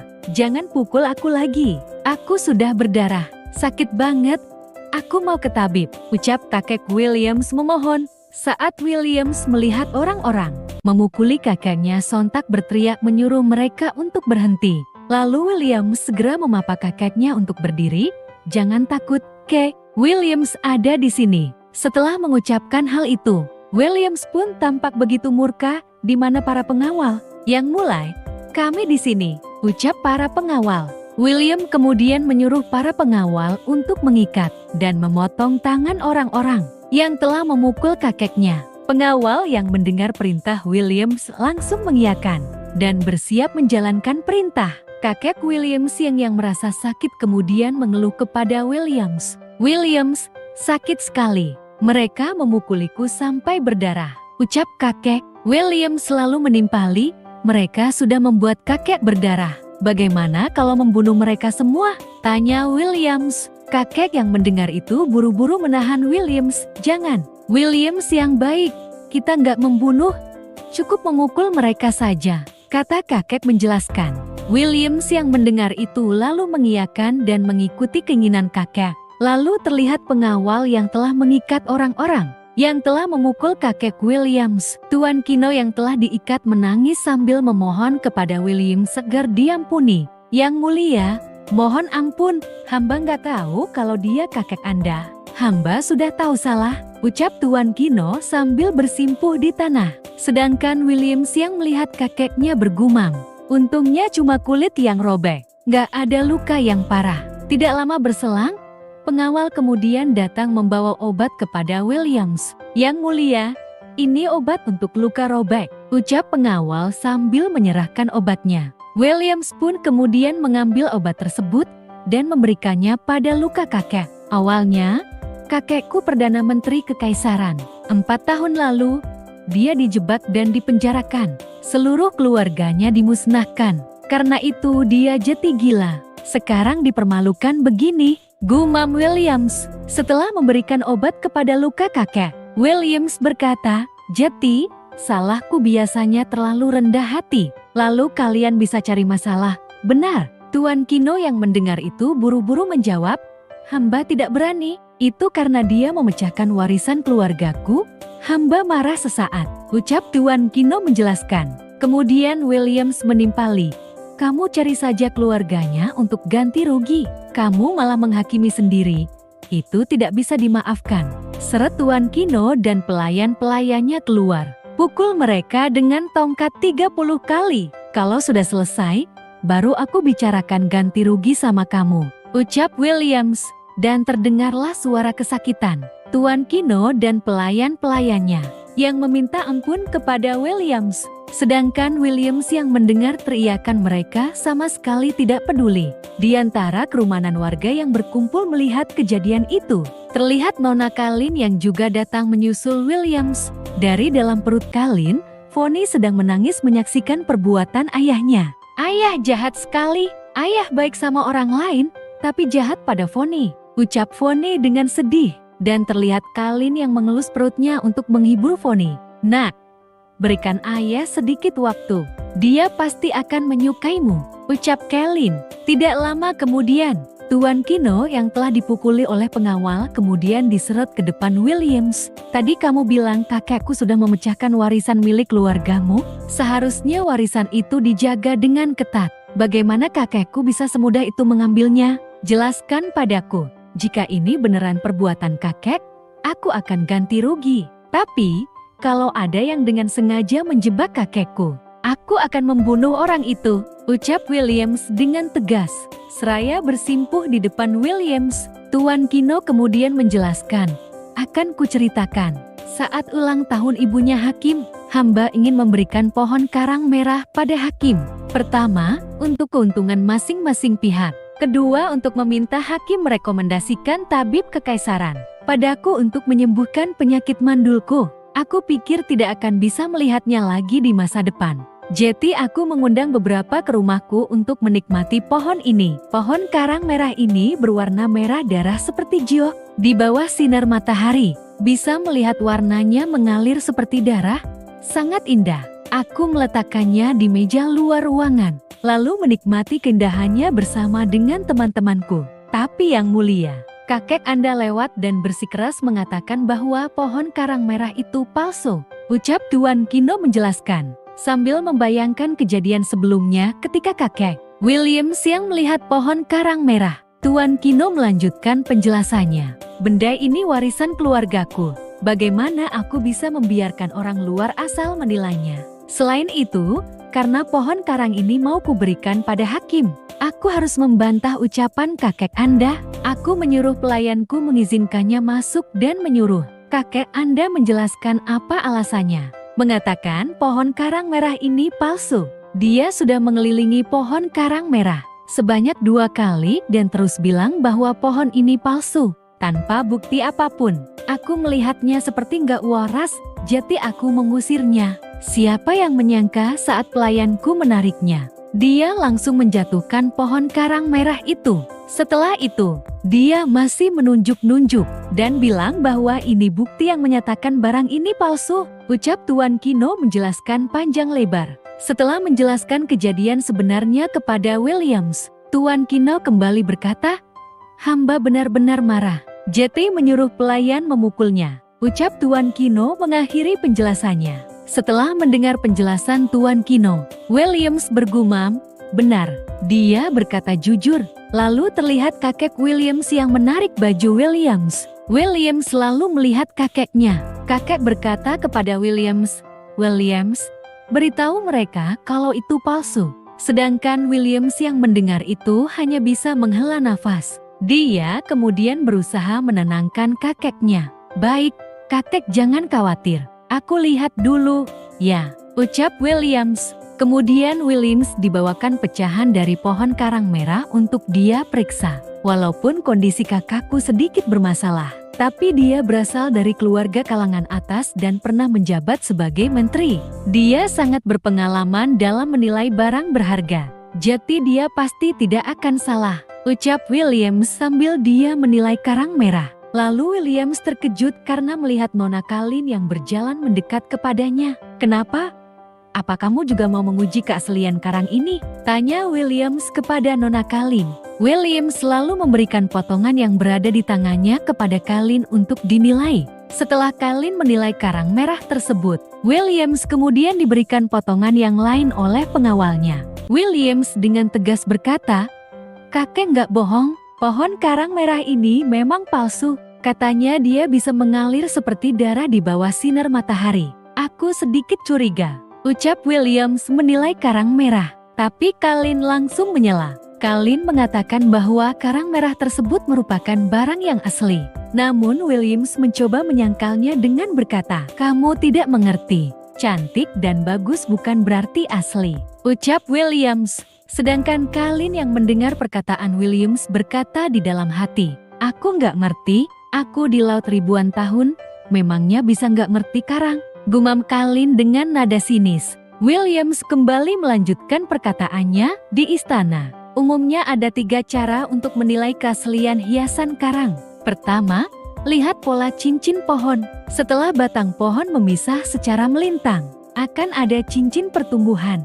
Begitu juga dengan karang. Bagian patahan pohon karang asli akan memiliki pola melingkar, tapi milik keluarga Giantar tidak, ucap Williams menjelaskan. Lalu dia melanjutkan penjelasannya sambil dia mengangkat karang merah ke atas. Kedua dari warnanya, warna karang merah asli, terang di dalam dan gelap di luar. Warnanya berubah secara teratur. Warna karang keluarga Giantar merata. Bagian dalam dan luarnya sama, ini jelas palsu. Ketiga dari beratnya, karang merah telah mengendap di dasar laut ribuan tahun, jadi terasa cukup berat. Coba karang merah keluarga Giantar, ini jelas ringan, ucap Williams menjelaskan. Setelah mendengar penjelasan yang dilontarkan oleh Williams, Kalin lalu menanggapi sambil memainkan karang merah tersebut. Yang mulia cucu kaisar, cara penilaianmu benar. Karang merah seperti ini memang bermasalah. Tapi, permasalahannya, barang ini bukan barang palsu.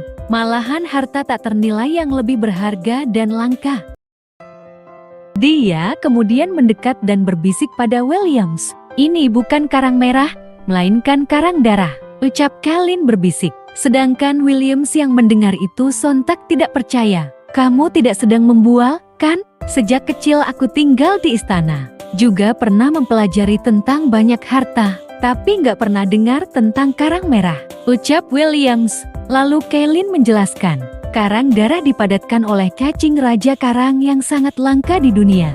Kalau sarinya diambil, bisa menyembuhkan segala penyakit. Misalnya, menyembuhkan sebuah penyakit gila orang tua ini, kata Kalin.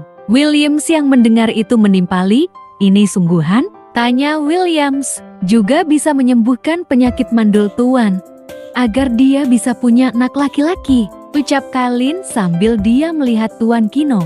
Tuan Kino yang mendengar ucapan Kalin, dia lalu berdiri dan berkata pada Kalin, Nona, apa ucapan Anda benar? Aku benar-benar masih bisa punya anak, tanya Tuan Kino penasaran. Kalin pun menimpali, aku tidak bohong, ucap Kalin. Setelah memastikan hal itu, Tuan Kino kembali bertanya, Nona, kalau kamu tahu ini karang darah, apa kamu juga tahu bagaimana mengeluarkan sumsum darahnya? Tanya Tuan Kino. Sambil memperhatikan pecahan karang darah itu, Kalin menjawab, tentu saja. Selain itu, di dunia ini, cuma aku yang bisa dilihat dari sumsum darah ini. Nggak peduli pecah atau terbakar, dia tetap setubuh dengan karang. Kalian nggak bisa mengeluarkannya, kata Kalin menjelaskan. Setelah mendengar penjelasan Kalin, Tuan Kino langsung kembali bersimpuh di depan Kalin. Dia berkata, mengeluarkan sumsum darah itu pasti sulit sekali. Aku minta bantuan Nona, berapapun akan kuberikan. Nggak perlu uang. Karang darah ini bisa mengeluarkan 3 sumsum darah. Aku mau salah satunya sebagai upah, ucap Kalin menawar. Tuan Kino yang mendengar tawaran Kalin bergumam, harta ini nggak ternilai. Lebih bagus kalau bisa dapat semuanya. Tapi kalau nggak kasih dia, aku nggak akan dapat satupun. Setelah memikirkan tawaran Kalin, Tuan Kino pun setuju untuk membagi sumsum darah tersebut. Kalin yang mendengar persetujuan Tuan Kino terlihat sangat senang. Beres, sumsum darahku ini untukmu saja, ucap Kalin dengan penuh semangat. Sedangkan Williams yang melihat Kalin bergumam, untukku, sebelumnya kita ini enggak saling kenal, kenapa dia mau membantu aku seperti ini? Sihirnya sangat hebat, meski enggak kerja sama denganku, dia juga bisa mengumpulkan banyak pahala. Sekarang malah terus-terusan baik padaku. Bayi aneh dalam kandungannya, kata Williams dalam hati. Lalu Williams pun mengucapkan terima kasih kepada Kalin. Namun Kalin menanggapi dengan santai. Menurut Kalin, hal itu tidak perlu, karena mereka sudah berhubungan dengan baik. Jadi itu merupakan hal yang wajar. Sedangkan Williams yang mendengar penjelasan Kalin menjadi bertanya-tanya, kapan mereka berhubungan baik dan apanya yang baik? Pikir Williams, untuk memulai mengeluarkan sumsum darah itu. Kalin kemudian meminta kepada Tuan Kino untuk disediakan kamar kosong. Berikan kamar kosong padaku dan bawa pecahannya ke sana. Lalu ambil botol gio kecil untuk menyimpan sumsum darah, ucap Kalin. Tuan Kino lalu menangkupkan tangan kepada Nona Kalin sambil berkata, segera hamba siapkan. Harap Nona menunggu. Dan tak lama kemudian, Sin berpindah di kamar yang telah disediakan Tuan Kino untuk Nona Kalin. Terlihat di depan Kalin sudah ada 3 botol dan pecahan karang darah. Pelayan kemudian keluar sambil menutup pintu kamar. Setelah pintu kamar tertutup, Kalin mengeluarkan tikus ceri dari lengan bajunya. Tikus ceri yang telah dikeluarkan itu kemudian berkata kepada Kalin, "Dewi Naga, Anda terlalu jujur. Kalau itu aku akan mengatakan ini palsu." Lalu, mengeluarkan sedikit uang untuk membelinya. Mengeluarkan sumsum darahnya, dan kita jual supaya menjadi kaya. Ucap tikus ceri menjelaskan pendapatnya. Kalin yang mendengar pendapat tikus ceri langsung saja menggetok kepalanya. Dengan pecahan karang darah, Kalin menimpali, "Untuk apa aku mengambil barang orang lain? Cuma beberapa tetes sumsum darah. Gak pantas untuk bermoral dan gak berhati nurani." Tikus ceri yang menangis karena kepalanya yang sudah benjol menjawab, "Apa hati nurani lebih penting dari ratusan ribu tahil emas?" Sambil memulai proses ekstrak karang darah, Kalin menjelaskan bahwa kita harus melihat jauh ke depan. Jangan berpikir hanya untuk diri sendiri, dan terlihat proses ekstrak dari pecahan karang darah yang menghasilkan setetes sumsum darah. Sumsum darah itu kemudian Kalin masukkan ke dalam botol yang telah disiapkan.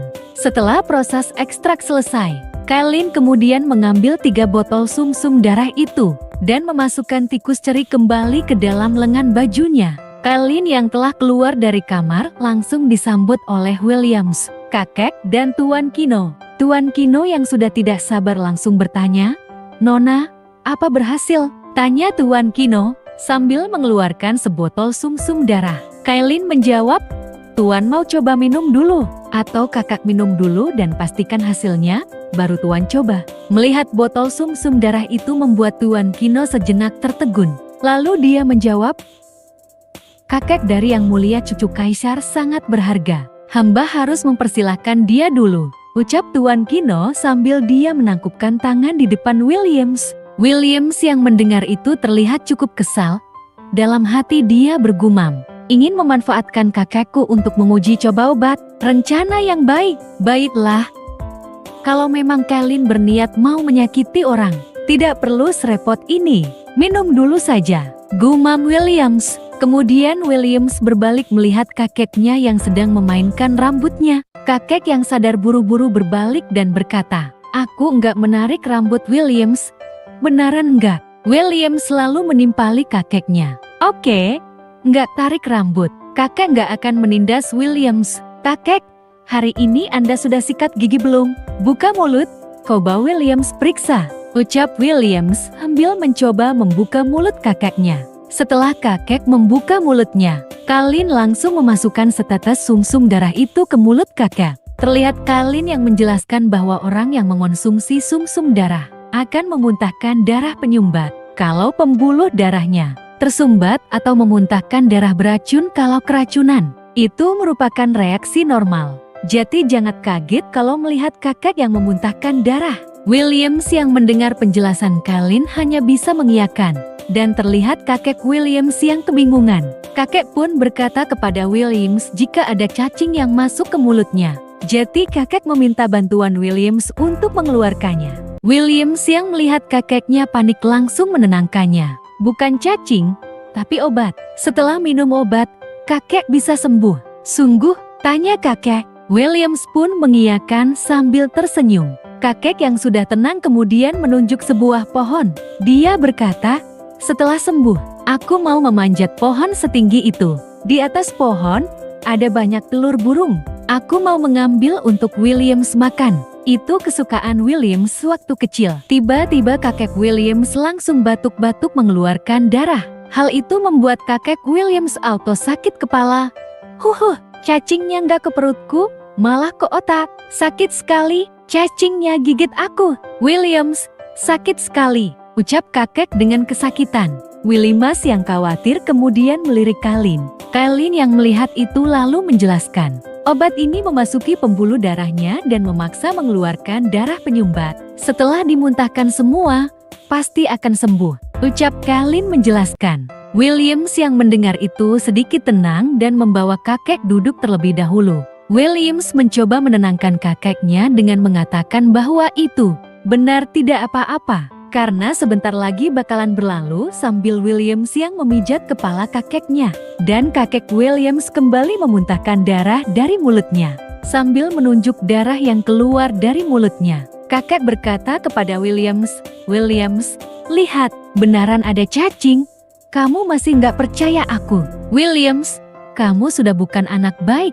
Kamu sudah tidak menurut lagi." Setelah mengucapkan hal itu, terlihat mata kakek yang sebelumnya terlihat sayu, berubah menjadi lebih hidup dan bersemangat. Kakek yang sudah sadar dan sembuh dari penyakitnya langsung memegang wajah Williams dan berkata, "Williams, kamu sudah sebesar ini. Waktu aku masih sadar, kamu masih muda. Sekarang aku sudah bisa bersandar di pundakmu," ucap kakek, dan terlihat kakek yang menghela nafas. Kemudian kakek lanjut berbicara, "Kakek bersalah padamu dan ayahmu. Beberapa tahun ini sudah membuat kalian malu." Saat mendengar kakek berbicara seperti itu, William selalu memegang tangan kakek dan berkata, "Anda nggak memalukan. Kakek, Anda selalu menjadi kebanggaan kami. Kalau bukan karena keluarga kami, Anda nggak akan seperti ini," ucap Williams sambil dia menyeka air mata kakek. "Sayangnya, pamanmu dan nenekmu nggak akan bisa kembali lagi," kata kakek dengan sedih. Di sisi lain, pengawal Williams yang melihat semua kejadian itu bergumam, "Ternyata ada tabib sahabat ini di dunia, juga ada obat sajab itu. Setelah kusampaikan pada kaisar, aku pasti bisa dapat hadiah." Sedangkan Tuan Kino yang telah melihat kemanjuran obat itu berkata, "Ajaib sekali. Nona, mohon berikan sumsum darah padaku." "Terima kasih banyak, Nona." Setelah Kalin memberikan obat itu kepada Tuan Kino, langsung saja Tuan Kino memakan obat tersebut. "Ajaib sekali, tubuhku menjadi hangat, seperti lagi berendam di mata air panas. Luka dari pukulan barusan sudah mulai sembuh. Rasanya mantap." Terlihat Tuan Kino pun mengalami gejala yang sama. Dia juga merasakan kesakitan, bahkan dia sampai berguling-guling di lantai karena sakit sekali yang dia rasakan. Pengawal yang melihat itu lalu membantu Tuan Kino untuk berdiri, dan terlihat muntahan darah dari Tuan Kino yang cukup banyak, sehingga dapat disimpulkan apabila racun yang ada di dalam tubuh Tuan Kino sangat banyak. Sedangkan Kalin yang melihat itu berpikir, harusnya Mendul saja nggak sebanyak itu darah beracunnya. Selain itu, beracun dan amis sepertinya mematikan, gumam Kalin. Dia lalu mengecek nadi Tuan Kino. Setelah dicek, Kalin menemukan bahwa Tuan Kino telah diracuni oleh racun kronis oleh orang lain.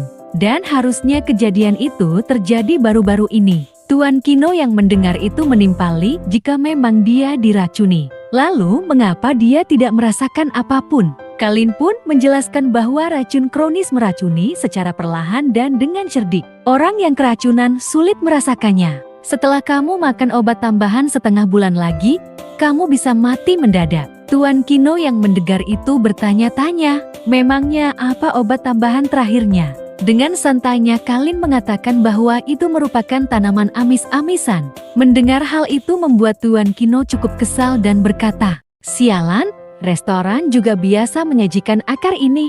Asalkan pergi makan, pasti akan keracunan. Orang ini benar-benar menginginkan kematianku." Dengan mengepalkan tangan, Tuan Kino melanjutkan, "Akan kuselidiki siapa dia. Pasti akan kuhabisi," ucap Tuan Kino dengan marah. Kalin yang melihat Tuan Kino sedang marah, dia lalu mengeluarkan satu botol sumsum darah lagi dari lengannya. "Kalau Tuan mau menyelidiki pelakunya, kami nggak akan mengganggu. Pamit dulu," ucap Kalin. Tuan Kino pun menangkupkan tangan dan berkata, "Baik, aku antar Nona. Setelah masalah selesai, aku pasti akan berkunjung untuk berterima kasih pada Nona." Sambil memegang botol sumsum darah itu, Kalin berkata, "Tuan Kino, sumsum darah ini bisa menyembuhkan segala penyakit dan menyembuhkan segala racun. Harganya tak ternilai. Di tangan pedagang sepertimu, menurutmu itu berkah atau bencana? Kalau Tuan takut dapat masalah, bagaimana kalau serahkan padaku saja? Sebutkan saja syarat pertukarannya," ucap Kalin antusias. "Nona, apa nggak berbahaya kalau Anda membawa sumsum darah? Kalau Anda tidak leluasa, aku serahkan sumsum darah pada Yang Mulia Cucu Kaisar. Jati tidak ikut campur lagi?" ucap Tuan Kino. Kailin yang mendengar ucapan Tuan Kino tertawa dan bergumam di dalam hati. Tak disangka, Tuan ini cukup baik hati. Sambil tetap tertawa, Kailin berkata, "Berbahaya, aku justru khawatir bahaya tidak menghampiriku." "Baguslah, kalau begitu, hari ini kuserahkan sumsum darah pada Nona. Kalau kelak aku ada masalah, mohon tabib membantu 3 kali lagi." Kemudian Tuan Kino pun membuka pintu gerbang kediamannya dan berkata, "Harap semua jati saksi. Hari ini Kino Jiantar dengan sukarela menyerahkan sumsum darah pada tabib hebat. Nggak ada siapapun dari keluarga Jiantar yang bisa memintanya kembali dari tabib. Kalau ini dilanggar, keluarga Jiantar nggak akan punya keturunan," ucap Tuan Kino mengumumkan kepada orang-orang yang hadir. Setelah Tuan Kino selesai berbicara, Kailin kemudian melanjutkan dengan berkata, "Sumsum ada di tanganku, nggak perlu takut nggak kembali. Datang dan rebut saja," ucap Kailin dengan tegas. Kemudian Kailin berbicara dengan Tuan Kino, "Pecahan karang darah serahkan padaku saja, supaya nggak ada yang memanfaatkan keluarga Jiantar." Tuan Kino menimpali, "Terima kasih atas peringatan Nona. Aku suruh orang membereskan dan memberikannya untukmu." Lalu terlihat rombongan Williams yang mulai meninggalkan kediaman keluarga Jiantar. Tuan Kino yang melihat kepergian mereka berkata, "Aneh, kenapa nama Nona ini terdengar nggak asing?" Pelayan kemudian menimpali, "Tuan, bukankah Kailin Sunario itu orang bodoh dari keluarga Tuan Michan? Tapi, tabib hebat dan rumor itu sangat berbeda." Dan Tuan Kino pun berkata jika memang nggak seperti orang yang sama. "Oke, lanjut." Setelah Kailin menyelesaikan urusannya, dia kemudian berjalan beserta rombongannya untuk pulang. Kailin yang berjalan di samping Williams bertanya, "Bukankah kamu bilang ibumu membawa kakek menonton drama? Kenapa sekarang cuma ada kakekmu?" Williams yang mendapat pertanyaan itu lalu melihat kakeknya. "Kakek, kenapa Anda pulang sendirian? Di mana ibuku?" Kakek Williams menjawab, "Aku nggak suka nonton drama itu, dan kamu juga nggak datang. Jadi aku beritahu ibumu dan pulang sendiri." Mendengar alasan tersebut, Williams bergumam, "Kemarin baru terlahir kembali. Malamnya nggak tidur nyenyak hingga telat bangun 2 jam. Ini menyebabkan karang merah yang harusnya tidak muncul di masa depan, malah muncul. Kelak harus lebih berhati-hati." Kakek Williams selalu menyapa Kailin karena penasaran. Kailin pun menangkupkan tangan seraya memperkenalkan diri. "Aku Kailin Sunario, senang bertemu dengan kakek." Kakek lalu menimpali, "Kamu putri Yohanes Sunario, ya? Apa kabar?" "Aku kakek Williams. Namaku Heru Kusuma." Lalu kakek menangkupkan tangan. Dia melanjutkan, "Terima kasih Nona Kailin untuk obatnya." Mendengar ucapan kakek, Kailin lalu menimpali, "Aku juga punya permohonan. Menyembuhkan Anda adalah hadiah besar yang kuberikan dahulu pada Yang Mulia Cucu Kaisar." Mendengar ucapan Kailin, sontak kakek langsung tertawa. "Oh begitu.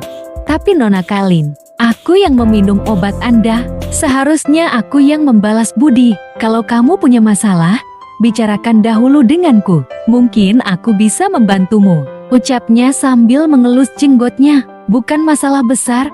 Aku sedang hamil anak dari cucu Anda. Tapi dia memaksaku untuk menggugurkannya. Aku mau punya bayi. Kalau Anda mau membalas budi, bisakah bantu aku membujuknya?" ucap Kailin kepada kakek, sambil melihat tangan Williams yang mengepal marah. Kailin bergumam, "Kamu mau membunuh Foni kami yang lucu? Itu mustahil. Aku tunggu seluruh keluarga marah padamu, dan bujuk kamu jadi sosok ayah yang baik." Mendengar semua ucapan Kailin itu, Williams berpikir, "Hamil anak aku nggak pernah menyentuhmu. Aku sebagai cucu kaisar selalu hidup jujur dan bersih dalam hidup ini. Kamu hamil, itu hasil karyamu, malah menarikku masuk ke dalam masalahmu." Kakek Williams yang mendengar semua keluh kesah yang diucapkan Kailin, sontak sangat marah kepada Williams.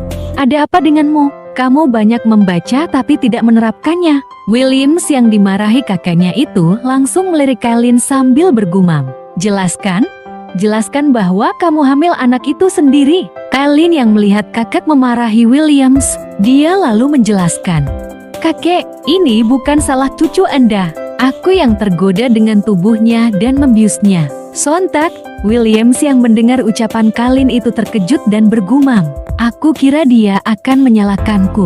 Tidak kusangka dia masih punya prinsip. Dia lebih memilih reputasinya hancur daripada berbohong. Atau coba percaya, kalau anak yang dilahirkan di kehidupan ini berbeda dengan sebelumnya.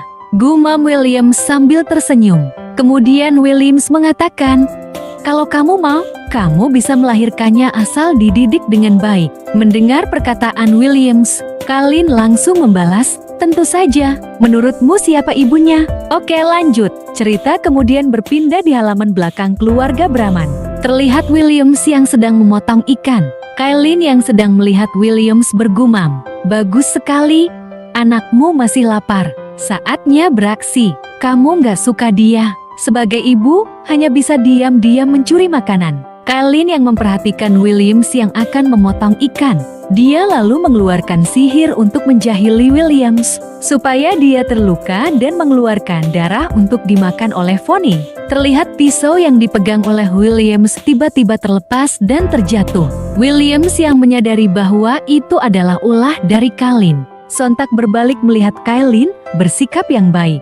Jangan main-main denganku untuk kedua kalinya. Kailin yang gagal melancarkan niatnya, sontak menepuk jidatnya. Sialan, kenapa kamu bisa jadi ahli bela diri? Gumam Kailin, tidak langsung menyerah begitu saja. Kailin lalu merencanakan sesuatu lagi. Dia lalu berjalan mendekat kepada Williams. Dia kemudian mengambil pisau, memotong banyak ikan sendirian pasti capek. Kan, lebih baik aku bantu, ucap Kailin mencurigakan. Tiba-tiba saja, Kailin langsung meraih tangan Williams. Hei, mau kabur kemana? Lalu Kailin mengiris tangan Williams. Sontak, Williams terkejut dengan kelakuan Kailin dan bertanya apa yang sebenarnya yang dia lakukan kepadanya. Tetesan darah Williams selalu diambil oleh Kailin. Dengan kesalnya, Williams melanjutkan, sungguh nggak masuk akal. Hal buruk apa yang mau kamu perbuat dengan darahku? Dengan tersenyum dan tidak merasa bersalah, Kailin berkata, Williams, kamu adalah raja suku Brahman di alam dewa iblis. Sontak, Williams yang mendengar ucapan Kailin langsung sakit kepala. Hal itu juga dimanfaatkan oleh Kailin untuk menyembuhkan luka goresan di tangan Williams. Setelah sakit kepala Williams berhenti, tiba-tiba dia kembali melupakan kejadian sebelumnya. Kenapa kamu jongkok di sini? Tanya Williams kebingungan. Melihat Williams yang melupakan ingatan sebelumnya, Kailin tersenyum dengan puas. Ya, rencana berhasil. Kelak aku nggak perlu khawatir kehabisan darah. Gumam Kailin. Dengan tanpa dosanya, Kailin berkata, aku bantu kamu potong ikan. Sampai kapan kamu memotong dengan cara seperti itu? Lihat aku bisa menangani banyak ikan dengan cepat untukmu. Kailin pun lalu mengeluarkan sihirnya yang overpower dan mengangkat semua ikan.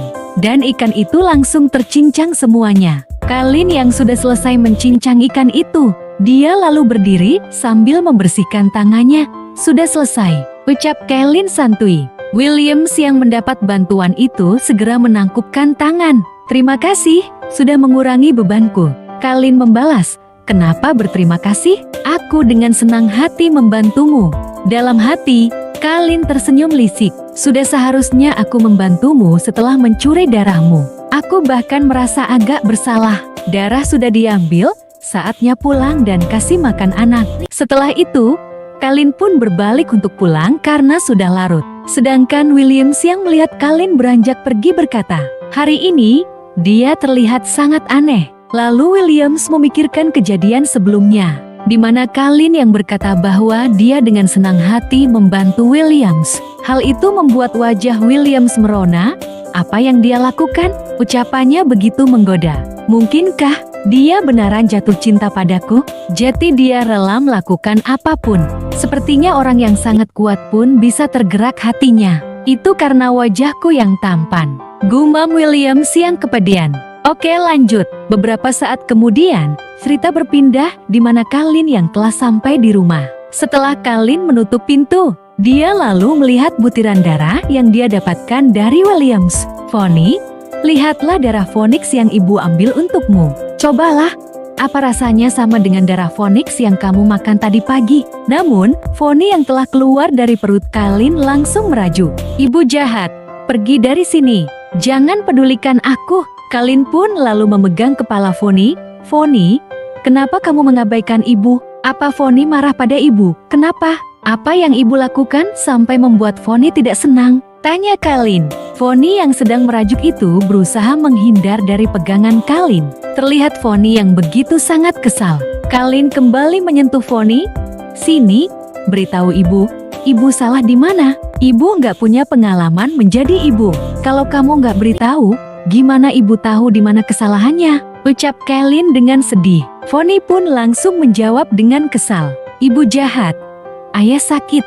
Aku nggak mau makan. Ayah sakit. Kalin yang mendengar alasan Foni yang merajuk, sontak ketawa canggung. Anak nggak punya perasaan. Lebih memihak ayahnya. Apa kamu lupa ayah mau bunuh kamu dan ibu berusaha menyelamatkanmu? Gumam Kalin. Setelah itu, Kalin membalas. Kamu ini anak bodoh. Kalau ibu tidak melukai ayahmu, dari mana ibu bisa mendapatkan darah untuk makananmu? Kemudian Foni kembali berkata, tangan gak sakit, kepala sakit, kepala ayah sakit. Ibu sengaja, ucap Foni yang masih kesal. Kalin yang mendengar itu lalu mencoba untuk berbaring. Kamu, bocah tengik, meski masih kecil, tapi sangat cerdas dan bisa mengerti segalanya. Dengan kesalnya, Foni kembali mengatakan jika ibu jahat, menyakiti Foni, menyakiti ayah.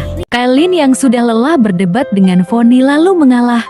Baiklah, ibu janji padamu. Di lain waktu, ibu akan meminta dengan sukarela dan gak berbuat jahat. Oke, ucap Kalin sambil dia yang mengelus kepala Foni. Foni yang mendengar janji ibunya itu, sontak sangat senang dan mengusap-usapkan wajahnya di kepala Kalin. Oke, ibu baik. Ibu yang terbaik. Kalin pun lalu menyuruh Foni untuk mencoba dan merasakan perbedaan darah ayahnya dan sepupunya. Foni yang mendengar kata sepupu, sontak bertanya-tanya. Kalin pun lalu menjelaskan, jika darah yang Foni makan tadi pagi merupakan darah dari sepupunya. Kakak sepupunya adalah penjahat. Penjahat yang menyakiti dan membuat tubuh ibunya hancur. Sontak, Foni yang mendengar penjelasan ibunya itu, langsung berbalik dan mencoba memuntahkan darah yang sudah dia makan. Pai,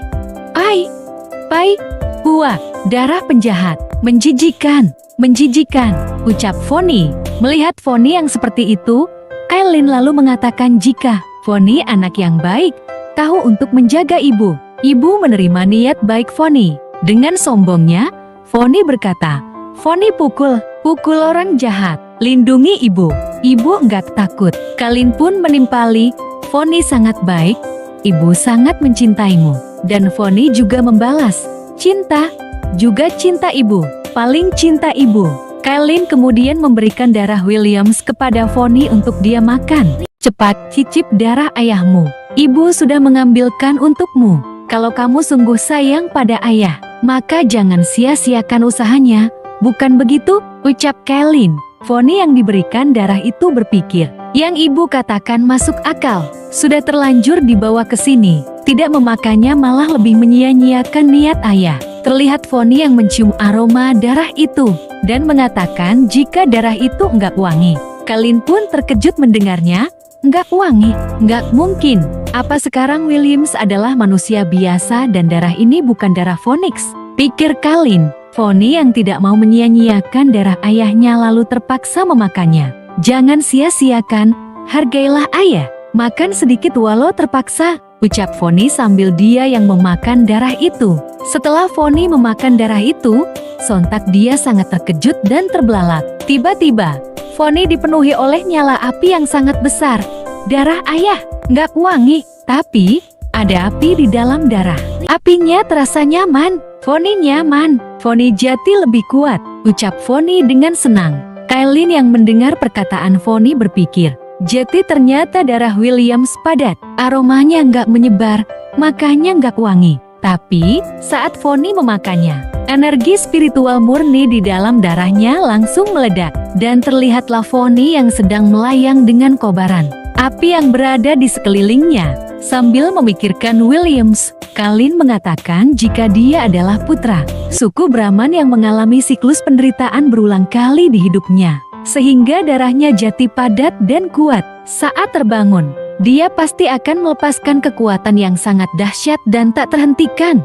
Dengan ayah yang begitu kuat, kamu pasti juga akan jadi sangat hebat, ucap Kailin kepada Fonny. Fonny yang mendengar itu membalas, keren, Fonny sangat hebat, lindungi ibu. Sambil mengelus perutnya, Kailin mengatakan, hanya dalam waktu 1 bulan, tubuhmu sudah terbentuk dan bahkan ada cangkang di perutku. Kailin lalu mengelus kepala Fonny. Fonny pun terlihat senang. Ayah sangat hebat. Ayah luar biasa. Kailin yang mendengar itu sontak sangat kesal. Jangan cemburu, jangan cemburu. Anak laki-laki kan biasanya lebih dekat dengan ayahnya. Setelah tubuh ibu terbentuk, ibu juga bisa kasih darah buat Fonny biar jadi lebih kuat. Gumam Kailin. Kailin pun kemudian berkata kepada Fonny, anak baik, berlatihlah dan cernalah energi yang tersisa dengan baik. Ibu harus berlatih juga, kalau enggak, kamu dan ayahmu akan lebih kuat dari ibu. Mau taruh di mana wajah ibu? Sambil mengusap-usapkan wajahnya ke pundak ibunya, Fonny menjawab, taruh di, Fonny, taruh padaku. Mendengar itu, Kailin langsung menjita kepala Fonny. Siapa yang mau menaruh muka pada seorang anak kecil? Ibu harus mendapatkan wajah ibu sendiri.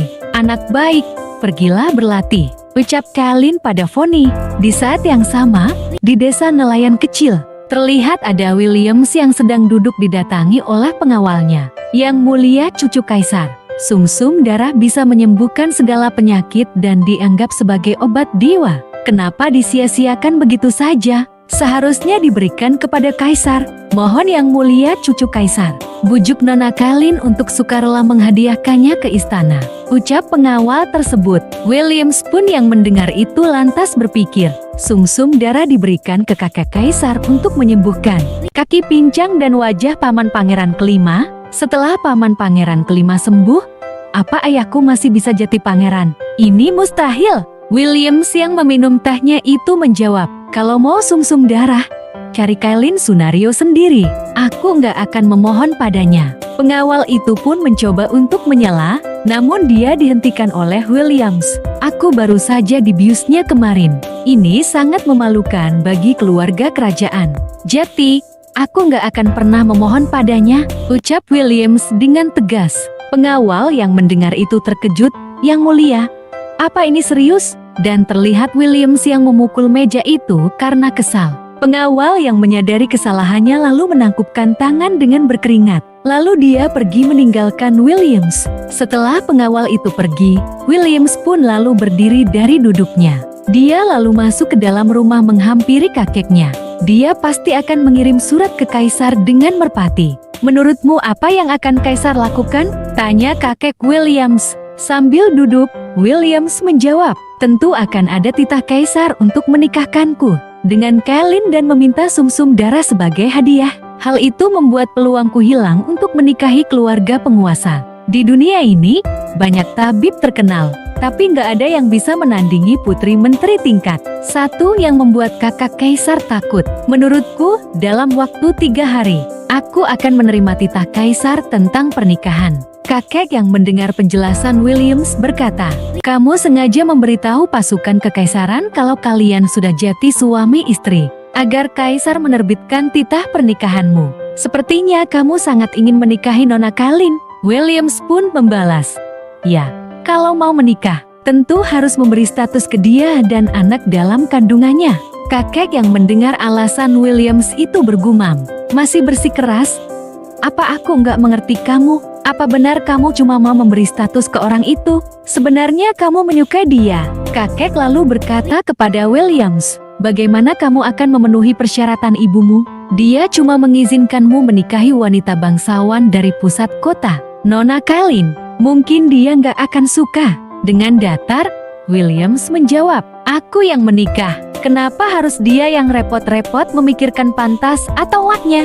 Kalau bukan karena jasanya melahirkanku, aku nggak akan bisa sabar hidup bersamanya selama bertahun-tahun. Setelah itu, Williams pun berjalan keluar dari ruangan tersebut. Setelah Williams pergi, kakek berkata jika Williams berbicara dengan tegas, namun dia memiliki hati yang sangat lembut. Oke, lanjut. Scene kemudian berpindah di ruangan Williams. Terlihat Williams yang sedang menulis sebuah pesan. Setelah selesai, dia pun mengikat secari kertas itu pada kaki merpati pengantar pesan. Lalu Williams menerbangkan merpati itu ke kehidupan silam. Para pemberontak yang bersekongkol dengan musuh itu mencelakai kerajaan Donggala hingga mengalami kegagalan berperang setahun kemudian. 30.000 orang yang tidak bersalah dibantai. Sekarang saatnya kalian membayarnya, gumam Williams. Lalu kita dijelaskan jika dengan bukti yang kuat, 7 pemberontak yang bersekongkol dengan kerajaan Donggala dihukum mati di malam pengiriman surat ke perbatasan. Semua orang berusaha menebak siapa yang memiliki kemampuan yang luar biasa, tapi sulit untuk memikirkannya karena pengirim pesan berada ribuan mil jauhnya. Oke, lanjut. Cerita kemudian berpindah di depan kediaman Kalin Sunario. Jam 1:45 subuh. Terlihat beberapa langkah kaki yang mengendap-endap. Kalin yang sedang bermeditasi itu terganggu. Siapa yang berani menyelinap ke halamanku? Pikir Kalin. Terlihat ada 2 laki-laki yang memakai penutup wajah, sambil membawa pisau berjalan ke pintu rumah Kalin. Salah satu dari kedua orang itu lalu melubangi jendela. Lalu dia memasukkan sesuatu lalu meniupnya. Namun mereka tiba-tiba dikagetkan dengan Kalin yang memegang pundak mereka dari belakang. Anda berdua datang untuk mencuri atau memetik bunga? Tanya Kalin dengan tersenyum. Kedua pembunuh yang terkejut itu sontak berbalik dan mengangkat pisau mereka untuk menyerang Kalin. Tapi tangan mereka langsung ditangkap oleh Kalin. Lalu Kalin mengambil kedua pisau itu lalu menancapkannya ke dada mereka. Sontak mereka berteriak kesakitan. Malam hari, menyelinap ke kamar wanita, meniup asap bius, dan membawa senjata tajam. Kalian mau ngapain? Apa kalian mau kutemani bermain? Sekarang, apa kalian bersenang-senang? Tanya Kalin kepada kedua laki-laki itu. Foni yang sedang tertidur, terbangun karena mendengar keributan. Ibu, kenapa di luar sangat ribut? Dan ada 2 hembusan nafas yang putus asa. Kalin menjawab, Foni baik, tidurlah yang nyenyak. Anak kecil nggak boleh lihat yang terjadi selanjutnya.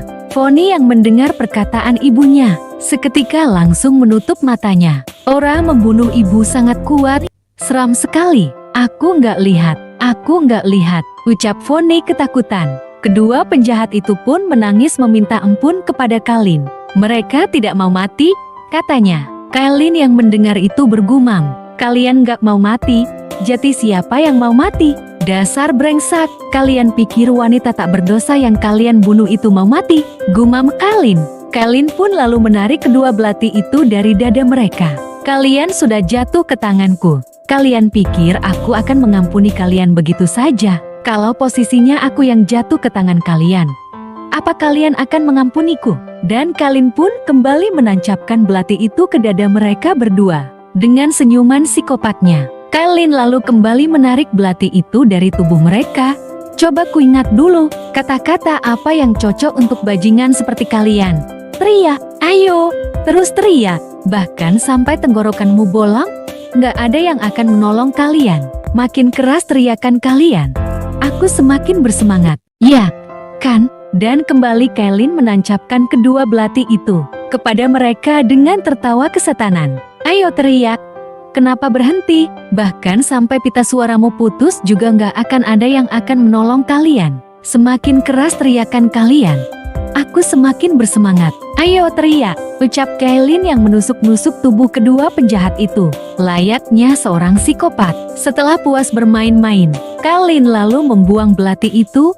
Dasar pecundang, bisa-bisanya jatuh pingsan karena ketakutan. Aku belum puas bersenang-senang. Kalin yang ingin pergi, lalu tidak sengaja melihat sebuah jepit rambut di dekat penjahat itu. Lalu Kalin mengambil jepit rambut tersebut. Tikus ceri yang berada di lengan baju Kalin lalu keluar, sambil menunjuk jepit rambut itu. Tikus ceri mengatakan, Dewi Naga, ini jepit rambut Karissa.